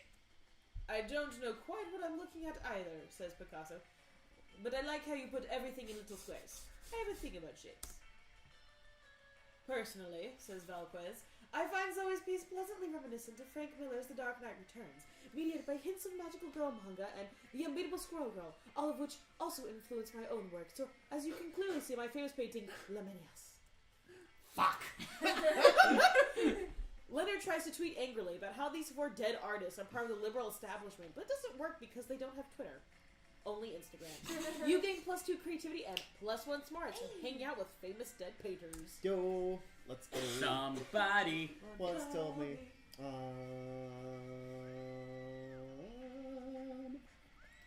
I guess let's go. Let's go with the Bolden. Let's go in the bathroom. Go bold. Yeah. That day you skip class and just hang out in the bathrooms because you respect no authority. I got sewing to do. While in the bathroom, you tell yourself in the mirror that you're so bold you would kill a tiny big-eyed turtle with your bare hands. False. That monstrous act would instantly give you +500 boldness. But come on, you're just talking to yourself in the mirror. What's the merit in that? You know what? You can keep +2 boldness anyway know you for wouldn't, saying that somebody. you... We know, you're a sweetheart. 1 tow truck, 2 tons of rocket fuel, and 3 gallons of whiskey later, you and Damien are ready to fly to space and punch the sun! Looks like everything's packed. I got the beef jerky sandwiches, my son punching gloves, and I even renamed the ship. You see that Damien has painted SS Hook on the side of the rocket in blood. Alright, son, are you ready to get punched? Too bad, because we're coming to, Stop right there, evildoer! Oh, great. It's the good grade brigade come to shit in the punch bowl. What do you nerds want? To put an end to your nefarious scheme, of course. We'll admit to being a bit surprised that a mere secondary character turned out to be this season's big bad. Secondary character? But to fly into space intent on delivering a deadly blow to the very sun, giver of life, banisher of darkness, it is a plan truly befitting the climax of our mid-season arc. You must be stopped. Clip that, by the way. Like, we've never asked you any before, but clip that, please. We did that spontaneously. I need this in my life. What the dog dick are you guys talking about? I just want to punch the sun because the sun is dumb. And it proved to Scott that I'm the ultimate warrior. We are not fooled. We know your true motives, and we will not rest until you are defeated. I do not have time for this Shit. Somebody, can you get rid of these dweebs? I'd do it, but the police say I've already exceeded my murder quota for the week. No way are you letting these little witches get between you and your red spicy man crush. But what to do? Forge an elaborate scroll proving that your mission to punch the sun is part of an ancient and righteous quest. No, you fools! The sun was the big bad all along! Oh, damn. Oh. I feel like the bottom one's bold. I feel like the bottom feels one's charming. Because it's a lie. Mm-hmm. The first one I think is like a creative one. I know that the first one isn't charming. Correct. No, it's not. I will go with the first one because I don't want them punching the sun. I want Damien to punch the sun. Yeah. So creative. Yes. You create a flawless scroll of ancient prophecy using your eldritch printer and shove it in the covenant spaces. What's this? It's so crinkly and illegible. It must be a genuine prophetic scroll. Indeed, it says here that the sun must be punched every 100 years by a juicy red hunk with 1.5 horns. Or else the sun will get so smug and full of itself that it will stop being the sun and become a Hollywood writer-director. This changes everything. We had no idea you had such noble goals. Oh, yep, that's me, Mr. Noble Goals. Well, don't let us stop you. You have a date with the sun. The coven tries to hand back your scroll, but you clear your throat and nod meaningfully towards the last line. Oh, it says here that 3 smart and talented young witches will aid the brave heroes with 50 monster dollars. Can't argue with prophecy! After buying enough liquor for your space adventure, you only end up with +2 money and +1 boldness. Also, you're too drunk to pilot the spaceship, so you should probably wait a bit. This is my favorite plot. This is my favorite storyline. Great! Okay. Charm, I suppose. That day, an epic dodgeball match takes place. Many people fall during the battle. You can't take any more, so you valiantly go straight for the other team's leader and start negotiations for a truce. After hours of intense diplomacy, you commit to an agreement. What an unexpected twist. You gain +10 righteousness! But this game is so wrong in so many ways, you'd be lucky if you could do anything with that. And +2 charm. Later, you find Scott sitting on the bleachers, talking to himself. Do we want to substitute Scott? I can do Scott. Okay. And victory is like a car. You just gotta chase it and no. It's no use, bro. The big game's this weekend and I'm the quarterback, so I gotta give a good pep talk, but well, I don't know how to talk pep, bro. I've got plenty of pep inside me, but how do I make it come out of my mouth? I've tried using words and different words and even grunts and growls, but my teammates just look at me in fear and confusion. Do you think maybe you could help me with my pep? Of course you can. You share your secret to an extra peppy talk. Here, wear my lucky underwear. My talk is always peppier with this around my nethers. It's not supposed to be a pep talk. It's supposed to be a pup talk. Bring all your baby brothers and everyone will get pupped for sure. You don't want to substitute Scott in. I appreciate it. No, it's okay. We want to keep it I flowing. cannot do that again. I like this one more. I'm sorry. Oh yeah, that makes way more sense. I don't even know what pep means, but I do know what pup means, and I got plenty of those at home. Scott comes for the next day with an armful of half-toddler, half-wolf pups. Is he a They're father? adorable. His younger brothers. They're horrible. They're adorable.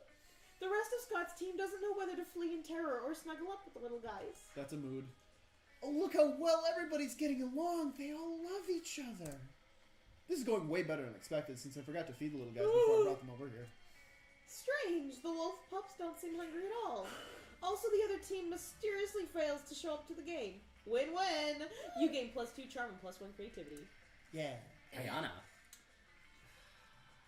What stat do you think will be vital? Let's go to the library. Yeah, good old buddies. To Vera. Get rich. Yee. That day, you spend some time on the library's PC, managing your new start kicker. You deceive lots of people with a sensationalist video and impossible promises. Nice. You gain +100,000 money, but almost everything goes to cover costs, and you only keep +2. Which is 2 million real world dollars, so. Yeah. In the course of your activities, you come across Vera and Polly hatching yet another scheme. Okay, time to talk to myself. You sneak a little closer so you can eavesdrop and not get in the crowd. Listen, this has been a fruitful partnership so far in terms of making people look like imbeciles, but I think it's time we monetize. Sick burns don't buy fresh outfits. Yeah, fine, whatever. I guess I could use some new things or whatever, but like, I don't want to stop making people look dumb just so we can make money. I don't want to sell out. Personally, I can't wait to sell out. But you have a point. We can't sacrifice our brand. My brand. The question, of course, is how do we do both? Yeah, how do we get rich off yanking people's chains? Ugh, careful with your choice of words, Polly. What? Chains are a big thing for ghosts. Of course. They don't seem to have any immediate ideas. Maybe you can offer a solution? Why don't you make up a phony workout craze? It worked for Frank Pilates, the inventor of Pilates. Oh man, do I have a great prank for you. I call it stealing. I think that one's the bold answer. And the top one sounds kind of creative, but I'm much more bold than I am creative, so I think we're gonna steal. Stealing. I like where your head's at, but it could use a catchier name. What about humping? Humping is already a thing. Yeah, but it's awesome. Fair point, but we need something classier. Something that says, this is cool and also legal. Oh, theft! Warmer. Oh, what about finance? That's already a thing. Fine. How about ambush finance? She's a genius. Oh, yes! That's hot! You leave them to discuss whether they can trademark stealing. Meanwhile, you gain +2 creativity and +1 boldness. I also figured out that Ayana has to go to the bathroom. She does. I have a tampon. What else would I do with it? Something happened to Oz. Oh boy. Go to the bathroom? What? For To deliver the tampon. to deliver the to tampon to sacrifice. Vera for Got the it. sacrifice for the prom. Why does she have to meet there? Because that's where Vera said to meet. Oh, got it. That weekend, you find Scott gazing lovingly at a pickle, a sad look in his eyes. Oh, hey, bro. Maybe you can help me make a really tough choice. See, I really like Figgy, but I'm not sure I can commit yet because I also really like The pickle. this pickle. Look at it. It's so green and warty and exactly the right size for a pickle. It's Pickle Rick. Figgy is such a good person, but this pickle is such a good pickle. I can't choose. Won't you help me? That's literally just a pickle. You can make out with Figgy while also having a pickle. It's fine. Are you telling me you just throw away this pickle for a chance with Figgy? A pickle like this only comes once in a lifetime. Don't do me dirty. First one. You're telling me I can have this pickle and go out with Figgy? But Coach always says you can't have your pickle and eat it too. Wait, are you saying that if I go out with Figgy, I don't have to eat the pickle? Well, yeah, that's a true thing. You have no idea why he thought he would have to eat the pickle. Unbelievable. All this time I thought it was really in a pickle. But it turns out the pickle was inside me all along. Or, I mean, outside of me. But it doesn't need to be inside of me. And I don't need to be inside of it. It's so simple. It is really simple. Way simpler than Scott's making it. But you know better than to get between a werewolf and his pickle. You gain +3 charm. Cool. We Let's take that. trade places. Everybody choose a part of their body. Say the choice out loud. Nostrils. Backhand. Pinky finger. Kneecap.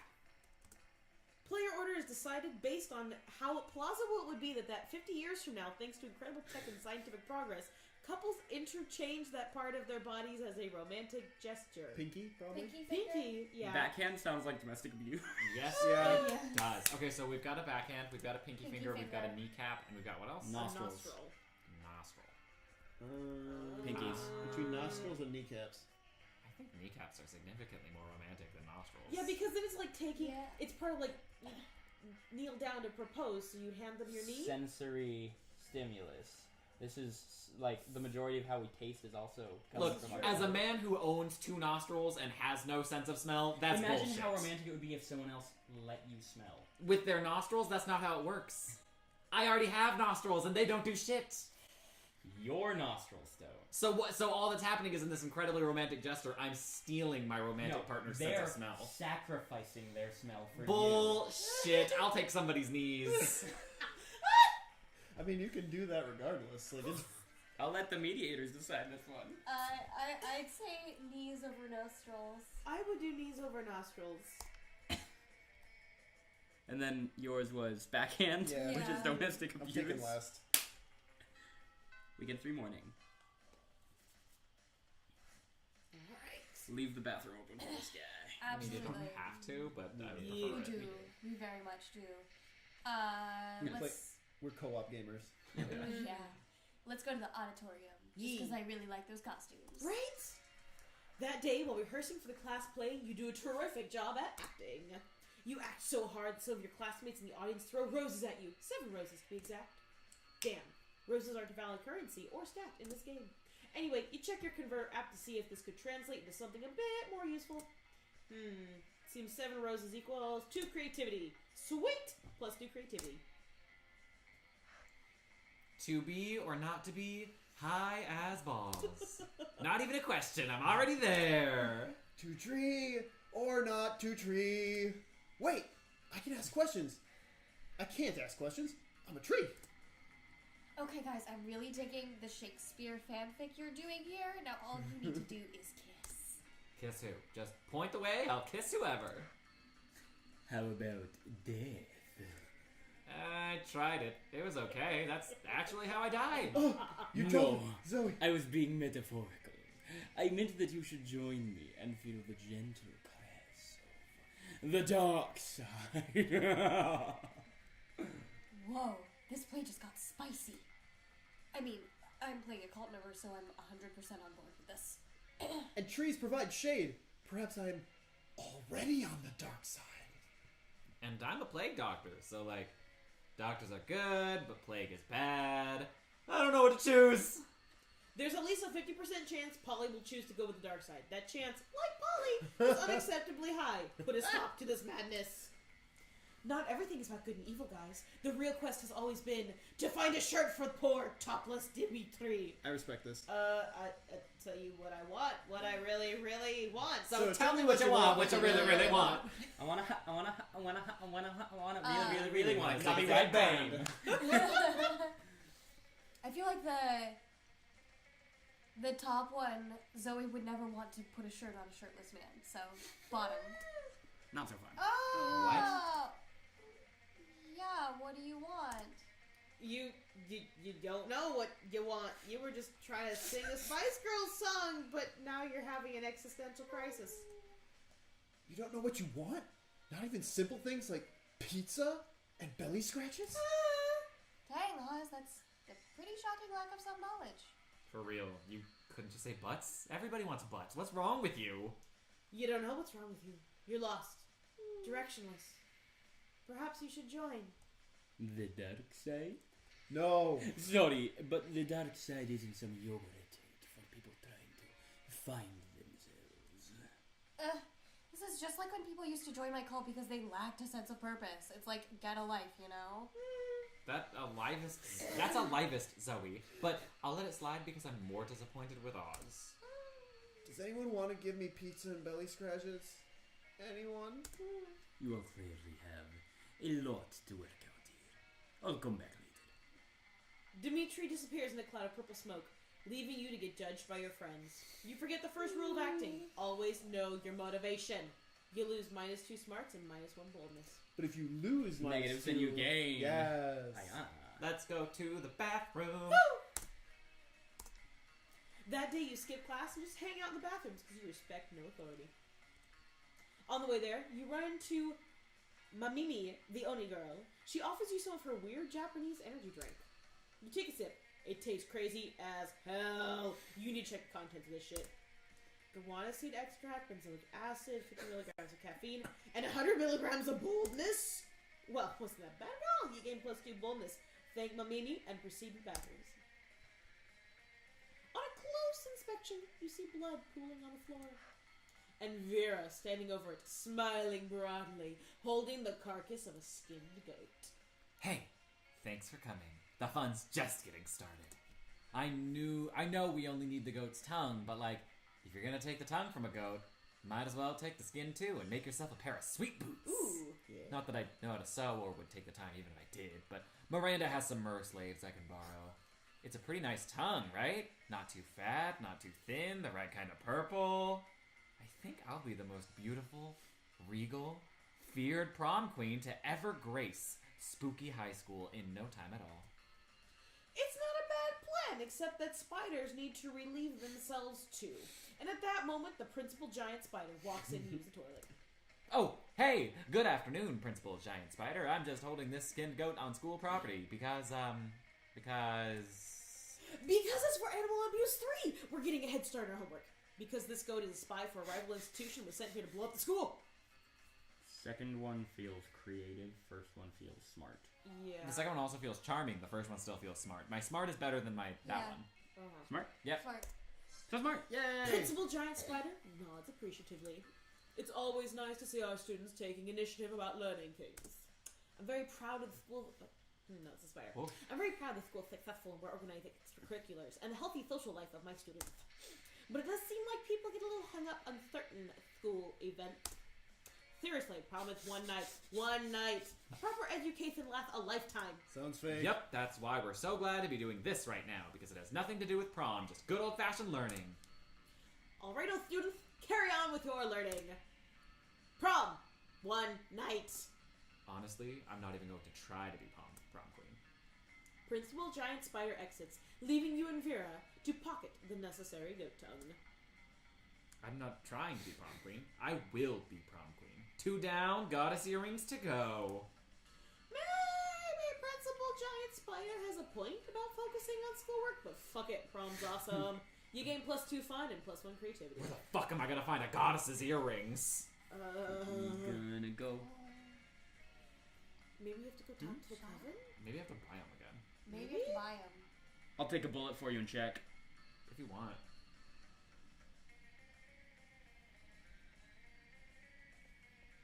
I feel good about me and Scott. Okay. Go for it. Go for it. Let's face it, you're probably just going to end up losing your money in some stupid way anyway. Why not spend it here first? It's called being smart. She's right about There this are no losing goddess money earrings. thing. Okay. Bob Ross. I'm committed. Charm's not gonna happen. Smart's money fun. Let's just go with an class to be smarter, I guess. Are you just going for even stats? I'm just He's going to my punch his heart. son. I like it!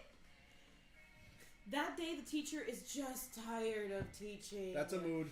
So she recurs to the classic technique of not giving a shit, putting on some kind of historical TV show for you to watch.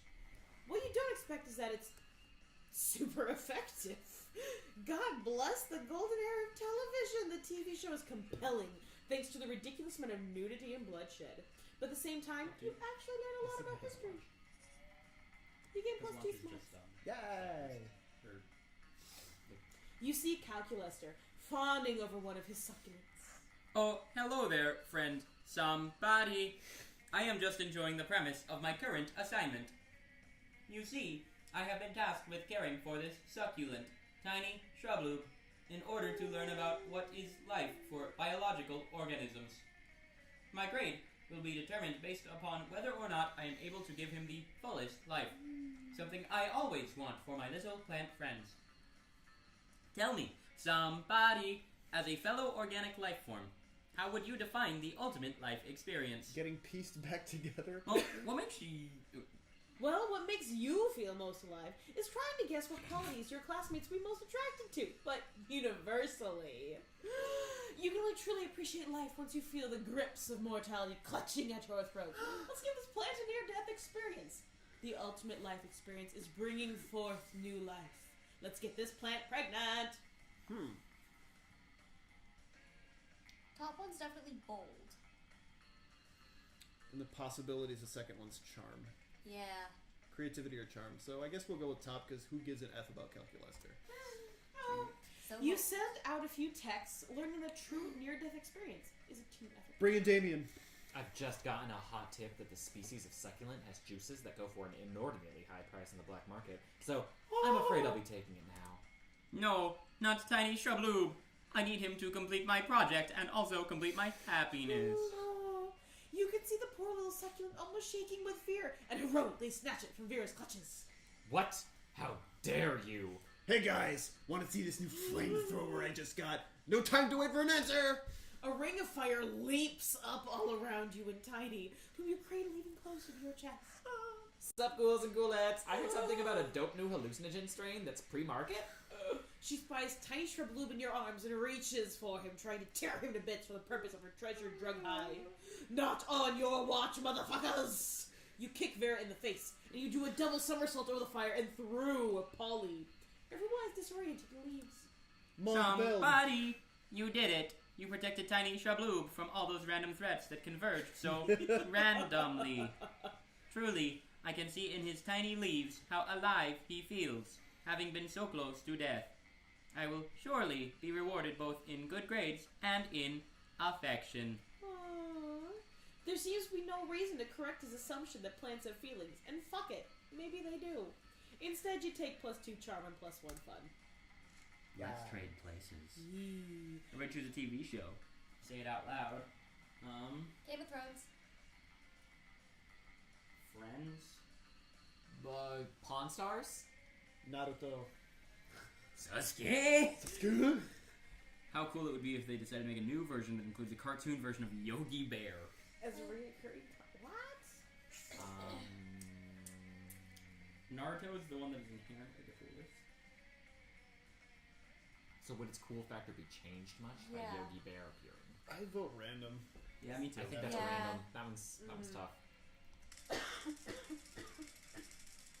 Somebody figgy Ayana. Okay. And I believe lunch is just little sketches.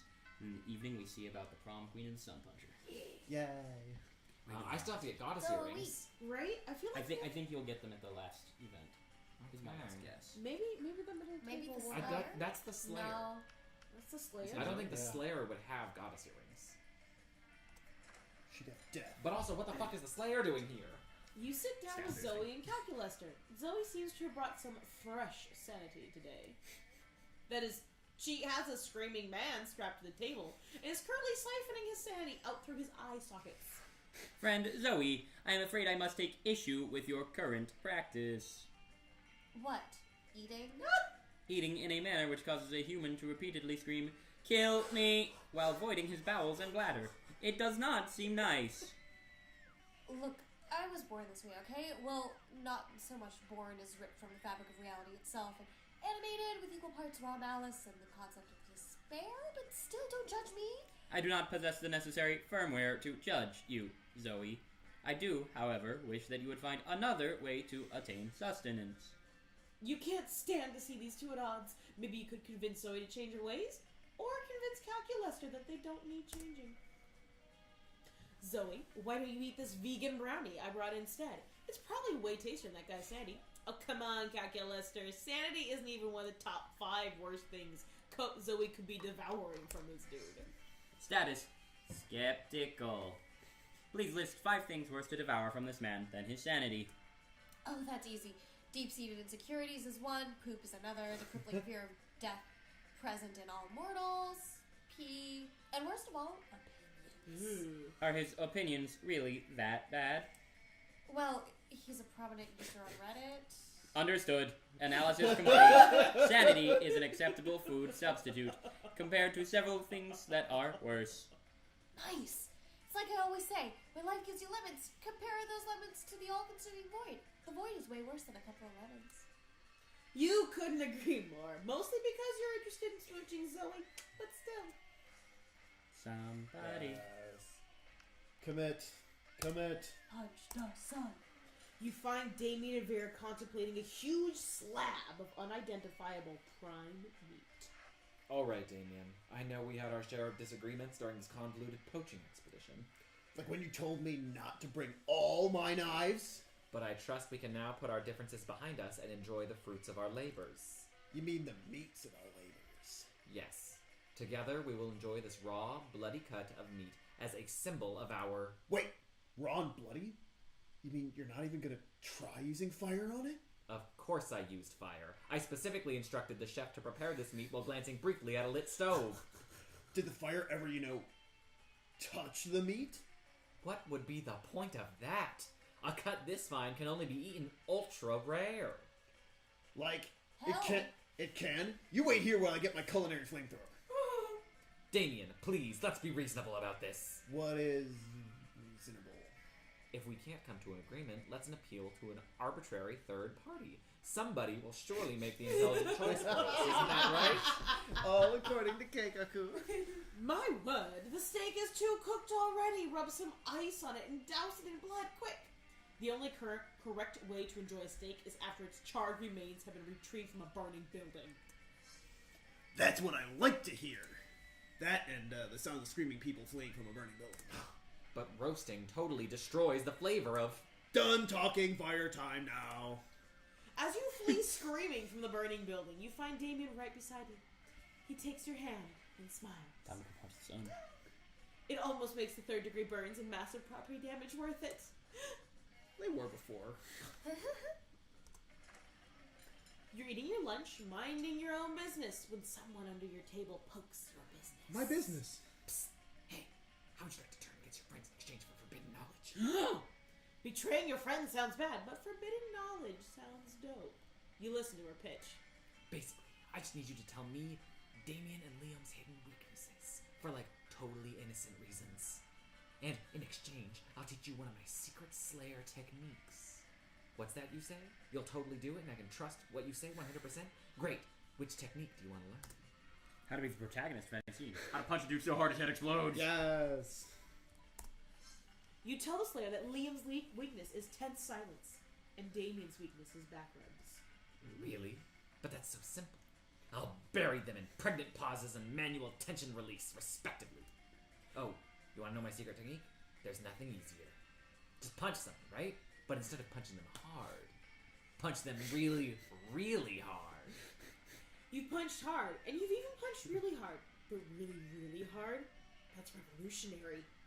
You test out your newfound skills on the Slayer. You don't have enough practice to make her head explode just yet, but you managed to give her a terrible headache, plus 4 boldness. She's a great teacher. Yeah, Vera was over there. I'll go to the shop. Oh, did I block you? It happens. Shouldn't you be out there trying? Yeah. Shouldn't you be out there trying to romance a classmate or something? Anyway, welcome. So, no goddess earrings. I'm debating between Charm and Smarts, because Smarts will push it above 10, but Charm will get it away from 4. Here's the thing, is for the earrings you will be faced with a choice, and only one of them can be Charm. Okay, buy the gift for 0. For 0? It's free. Nice. Ooh. Oh. Yep, it looks like it's a random generated item every You time. can brainwash somebody into giving you goddess earrings. Choose a historical figure. Alexander Hamilton. Washington.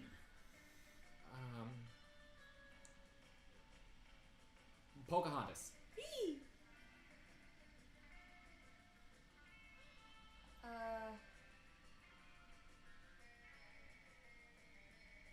Queen Elizabeth. Picture this. 5 years ago, this historical figure time traveled to our time.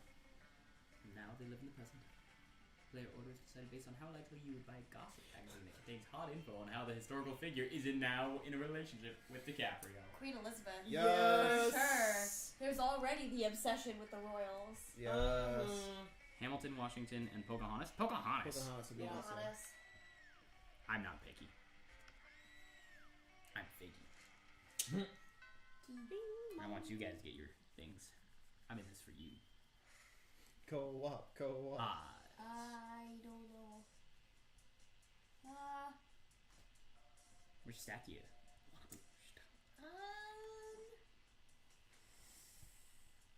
I'd say smarts, actually. That would be class.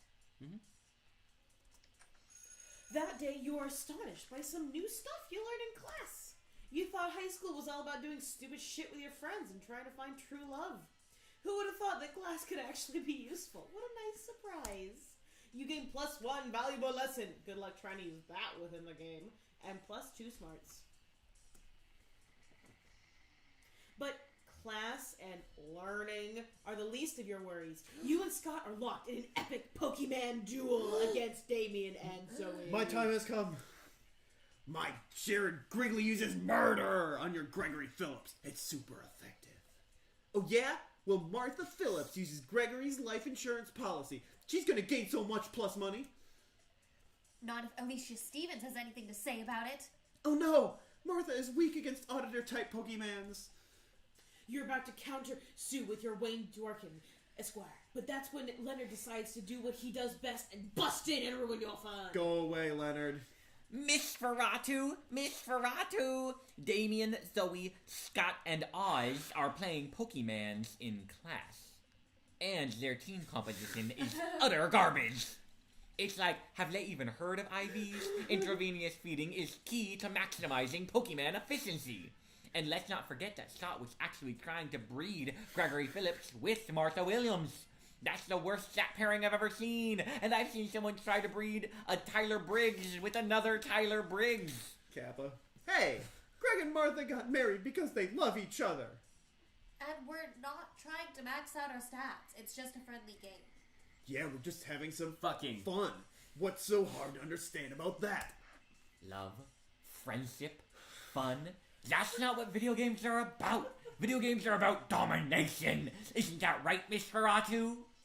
Miss Ferratu doesn't seem to know what to believe, but historically she tends to err on the side of unreasonable punishment. You need to convince her you weren't doing anything wrong. Bribe Miss Ferratu with authentic, shiny Robert Riley. Frame Leonard for murder. The perfect distraction. Frame Leonard because the other one's money and my money's not. Oh no! Yeah! I was trying to figure out what to do with this guy I just murdered. I mean, this guy Leonard just murdered. It's true. I saw him do it. I have eyes everywhere. Literally. You know those hideous unblinking eyes that have started growing out of the ceilings of lockers lately? Those are mine. So perfect. Wait, guys, isn't framing a fellow student for murder wrong? Nope. I think of it like writing a fanfic, but in real life, with lies. Oh, okay. Yeah. I also totally saw Leonard murder a person. Your story is airtight, but for some reason, Leonard doesn't seem upset. You utter noobs. Haven't you forgotten what class you're in? Introduction to hideous premeditated murders. Thanks for doing my final project for me, Cups. Leonard takes all of the credit for Damien's awesome murder and gets an A on his assignment. You flee the classroom before Damien can get started on his makeup assignments. You lose -2 fun and -1 boldness. Ayana. Time to gamble. I believe in you. I believe in you. So the way this works is I'm assuming it'll just take me to where I need to go, essentially. Yes. And I think my boldness is fine. So let's pop into the auditorium and pump my creativity up. Okay. Pump it up. That day, while rehearsing for the class play, you aren't especially good nor inspired. Game over. For once, it seems you aren't getting the classic creativity boost from the auditorium. But afterwards, while talking to your classmates, you're having trouble conveying your point in a discussion, so you decide to convey it through music. Just like real life. You start singing, and suddenly everyone else joins you in a kick-ass musical number. It's so amazing that the people with whom you are arguing totally get your point and change their minds once the song is over. Just like real life. You gain +2 creativity.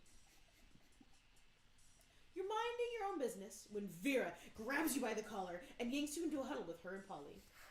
We're in big trouble, asshole, and it's all your fault. Yeah, Ambush Finance has been a huge success. Too huge. They want us to write a book about it. But we don't know how to write a book. And we already accepted the advance. So I took a bunch of Adderall and wrote 270 pages of garbage about stealing. But of course, the publishing house won't accept it. They say it's missing a big reveal at the end. Some kind of ultimate secret to Ambush Finance success. That's where you come in. Yeah, you came up with the idea in the first place, for which we owe you absolutely no royalties, by the way. So we figured you could help us come up with a big secret for the end of the book. What do you say? Keeping in mind that if you say no, I will have you skinned. The secret to Ambush Finance is that there's no secret, and you're all suckers for buying this book. The ultimate secret to Ambush Finance was inside you all along. Organs. You can steal organs and sell them for a ton of money. First one. Oh, snap. That's the ultimate prank! We're stealing their money by tricking them into buying a book about stealing money! Very mean. And very on brand. And if anyone complains, we'll just tell them it's an avant-garde self-help. French words always shut people up. Sweet. I'll go put this into the final draft. Great. But remember, Polly, we've got a bank heist scheduled for 5:30. We can't be slacking now that we're celebrity burglars. Roger that. Man, this is so much fun. I can't believe it's legal. I'm like, are you on 2 ending paths? I don't right know now? what's I'm so happening. confused. Of course. You're going to pretend you didn't hear all that. You gain +2 fun and +1 creativity. Let's see what happens. Yeah. Somebody. Again, let's just commit to boldness, I think. Anybody else need the bathrooms? Nah. Thomas? I'm going all over. Gotcha. That day you visit the bathrooms to take a number 2. Oh. Don't worry, there won't be an illustration of that specific moment. Can I pay for it? Thing is, you make one of the boldest decisions in your life. You don't put paper on the toilet seat before using it. Yes. What? Dark Souls, you die. Look at you, you crazy bastard! You gain +2 boldness and probably Steph with a slight chance of +1 STD. The rockets on the lunch pad. You've got your lucky lunchbox. You've sobered up enough to at least see the cockpit controls. Everything's ready. But for some reason, Damien's hanging back. No. What's the matter? You thought he was dying to go punch the sun. I do want to punch the sun. I've never wanted to punch a giant ball of burning plasma so much in my life. But it's hard for me to say this, but I'm wondering if this is actually such a good idea. I mean, sure, I've punched a lot of things. Monster trucks, Liam, an active volcano, Liam. But the sun? I mean, the sun's gotta be at least twice as big as a volcano. Maybe even 3 times. What if I can't do it? What kind of ultimate warrior will I be if I can't even punch one lousy sun? It's stupid. I should just go back to punching monster trucks and Liam like I always have. You know, when you really think about it, maybe sending Damien on a rocket straight to the sun is sort of a bad idea. Nope. But you can't stand to see him like this. No, you gotta give him some killer advice for guaranteed sun punching. This is it. To punch the sun, you must first surrender your ego. You should beg the internet for advice. I'll check my phone. Nothing beats the element of surprise. Wait until it's nighttime, then BAM! The sun will never see it coming. I gotta go with the nighttime. So fun. Yay! That's genius! That's even more genius than that time I punched a regular dude while he was sleeping in his bed. Wait, even better. I'll go at night and wear sunglasses. I'll be totally invisible. Well, I'd better get going now if I want to get to the sun by nightfall. It should take, 3 hours? Maybe 3.5 hours if there's traffic. I'll download some Detective Wereweasel for the trip. Oh man, the sun is gonna be so confused when it wakes up with my fist in its mouth. Damien grabs some sunglasses, slathers himself in sunscreen, and climbs aboard his rocket ship.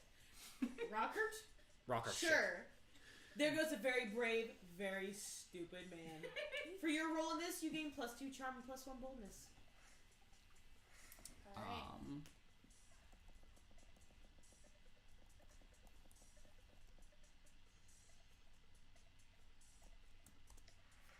That day, an epic dodgeball match takes place, like every day. Amidst the battle, you spot a fellow player that seems utterly discouraged. She thinks she's not worth anything at dodgeball, and she attempts to throw the ball at herself. No. You explain to her the many ways you think she's unique and wonderful, while also defending the many pleasures in life.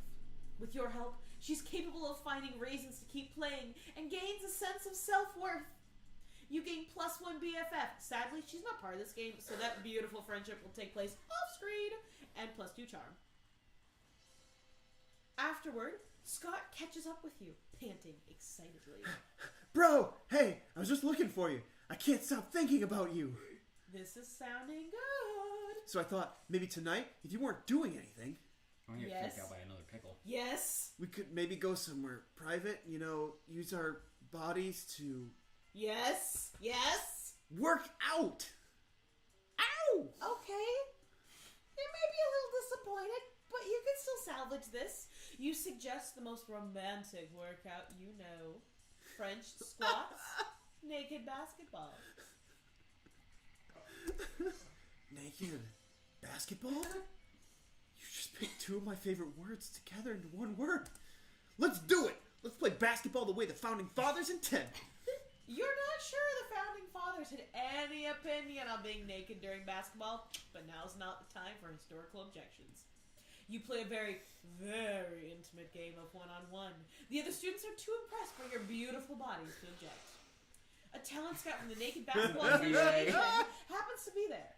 After you put your clothes on again, he signs you and Scott for the upcoming season. I just got Scott signed professionally. I'm good. Nice. My grandma's gonna be so proud of me. Oh. It looks like the ball's in your court now. Or perhaps the balls are in your court. Hey! You gain +2 fun and +1 money. Oh boy. Money, money, I'll money, spend it money. like the Monster Prom draws near. Money. Oz, who are you asking to prom? I mean, I'm asking Zoe, but I'm not expecting a yes. Aww. I believe. Ayana. Vera.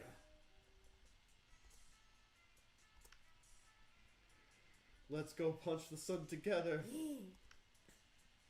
Best boy. Let's see it. You finally pluck up your courage and ask your beloved to go to the Monster Prom with you. Oh, that's very flattering. But I could never date you. You see, my favorite secret ship ever has been Oz X bowl of cereal. Don't get me wrong, you're funny and sort of sexy, but what kind of person would I be if I destroyed my favorite ship ever? A monster! And like the bad kind. So, hard pass. Hey, look at it this way. You're part of her favorite ship. Failing at Monster Prom broke the essential process of growing up in your life. You became fixated on it and never became a functional adult. Now you're just an old person that sits at parks and talks to strangers about the time you almost got a date to the Monster Prom. Oof. It is as weird and as sad as it sounds. No. You finally pluck up your courage and ask your beloved to go to the Monster Prom with you? You're asking me to go to the prom with you? What a shortcut to Lame Town. Reopening a MySpace account would be less harmful to my popularity than dating you. I think I just puked in my mouth. What a loser. After that, you were forced to abandon your home and join the underground society of sad people who couldn't get a date for Monster Prom. I helped you twice, bitch. Which is a fancy way of saying you had to live the There's rest a of your reason I life hate her. in the fucking sewers. Gross. There's a reason I hate her. You finally pick up your courage and ask your beloved to go to the Monster Prom. Prom? Huh. I don't know if this tingling is love or the 5 energy drinks I just drank, but this feels like the right thing to do. Let's go to prom together. It was definitely the 5 energy drinks, but who cares? Prom night was rad. They're so cute. You danced all night, and most of Scott's dance moves were basically workouts, so you just ended up utterly exhausted. It wasn't your idea of getting all sweaty with Scott, but you're definitely getting closer. You played naked basketball. You close. I don't know what base that's supposed to There's be. so much plotting against the sun. You think you and Damien have bonded enough to punch Prom in the face too? Prom? No way. I am a son to punch, my noob. I'm very grateful and... But while you're dancing and Fucking. around on prom, Damien, Fucking. LeVay will be in mother... Fucking. space. But hey, if I don't die in space thanks to our stupid plan, we could have a date to celebrate my victory. Or something. Anyway, I'm out to punch the sun. Wish me luck, noob. He has a point. And so prom night arrives. You have a great time by yourself, dancing with your friends, and setting stuff on fire as a way of wishing Damien luck. It's great, but you're a bit worried. A mission to the very sun in order to punch doesn't seem like the brightest plan ever. He could even die. And so when dawn comes, you go to a hill you designate as the landing point and just wait, rooting for Damien. You start to really worry when suddenly you see something in the sky. It's Damien's space capsule! And so you gloriously reunite. Damien is showing his sexy red bare chest under his conveniently torn spacesuit. He goes to ecstatic by his great victory, and he receives you with a hot embrace, while you're graciously sunbathed, reluctantly, by the morning sun. Damien tells you about his adventure in space. It's the best after prom morning ever, even if you didn't spend the night together. And you know what? In the end, he punches you in your face. With his lips? With his face. Yeah! Oz, most diplomatic smile. Zoe, most tentacles. So I looked it up, and that ending is entirely up to RNG. Ugh. Because I had to run into the coven. That's Oof. disgusting. And since I didn't- rude. Nothing happened. Oof. That's disgusting and rude. Yeah. It's whatever. It's the game. Yeah. Credits. Credits. Those 3 weeks were maybe the most epic and absurd weeks of our lives. He's the only character I don't. Those two. I don't know Yeah. them. Everyone else I know. After the Monster Prom, we kept on living our lives, falling in love, battling for friendship, and learning about who we were and who we could be. And you know what? Like it always does, life happened, and it was wonderful. Damien became an interior designer specializing in torture machines. Last month, Vogue magazine called his products the refined marriage between macabre and chic. Due to the obscene amount of fan art she drew, Zoe was taken in by Jim Davis, renowned creator of Garfield, as his protege. Okay. Nowadays, Garfield still hates Mondays and loves lasagna, but she can bet he's into lots of weird stuff too. Scott became an athlete. Not so long ago, he won a prestigious national award for being the best at doing sports. For those 3 weeks, the Monster Prom seemed larger than life, and then it was gone just like that. The battle for Monster Prom might have ended then, but there were plenty of battles left in that war called youth. But once again, we were young and unafraid, and we were ready to start. Season 2 end credit song. I don't know this one yet.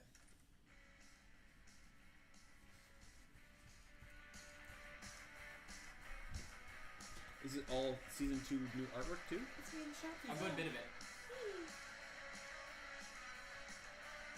Hey, it's Liam, that character that spoke once in that one. Yep.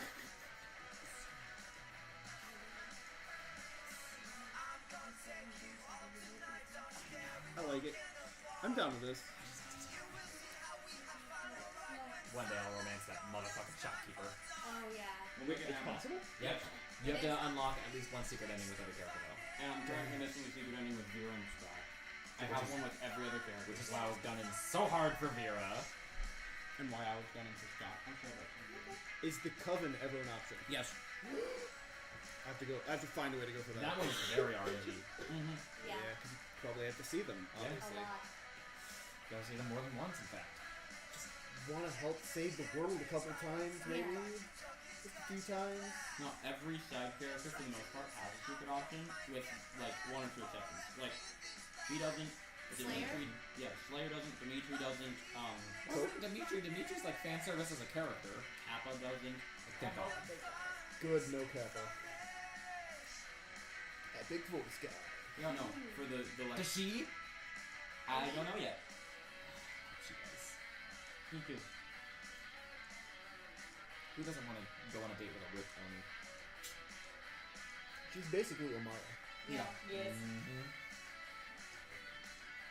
Now, the first game of season 2 we played, I ended up accidentally getting the calculus for secret ending. Where, Oh, you were on the way though. Huh? You didn't get it when you No, were I did. You did? yeah, Oh. where I had an orgy in his virtual reality. Oh. With him What? and him and him and him. Uh-huh. Dang.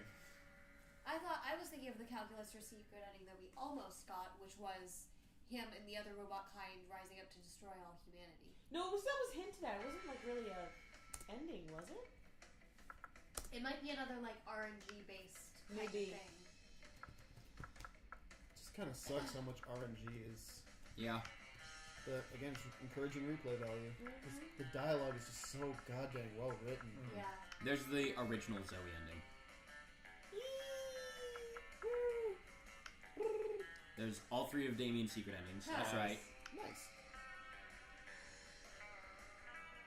It's like so berries. Yep. There's the Calculuster one. Yep. And the Dragon Heat fanfic one. Yep. And that is Monster Prom.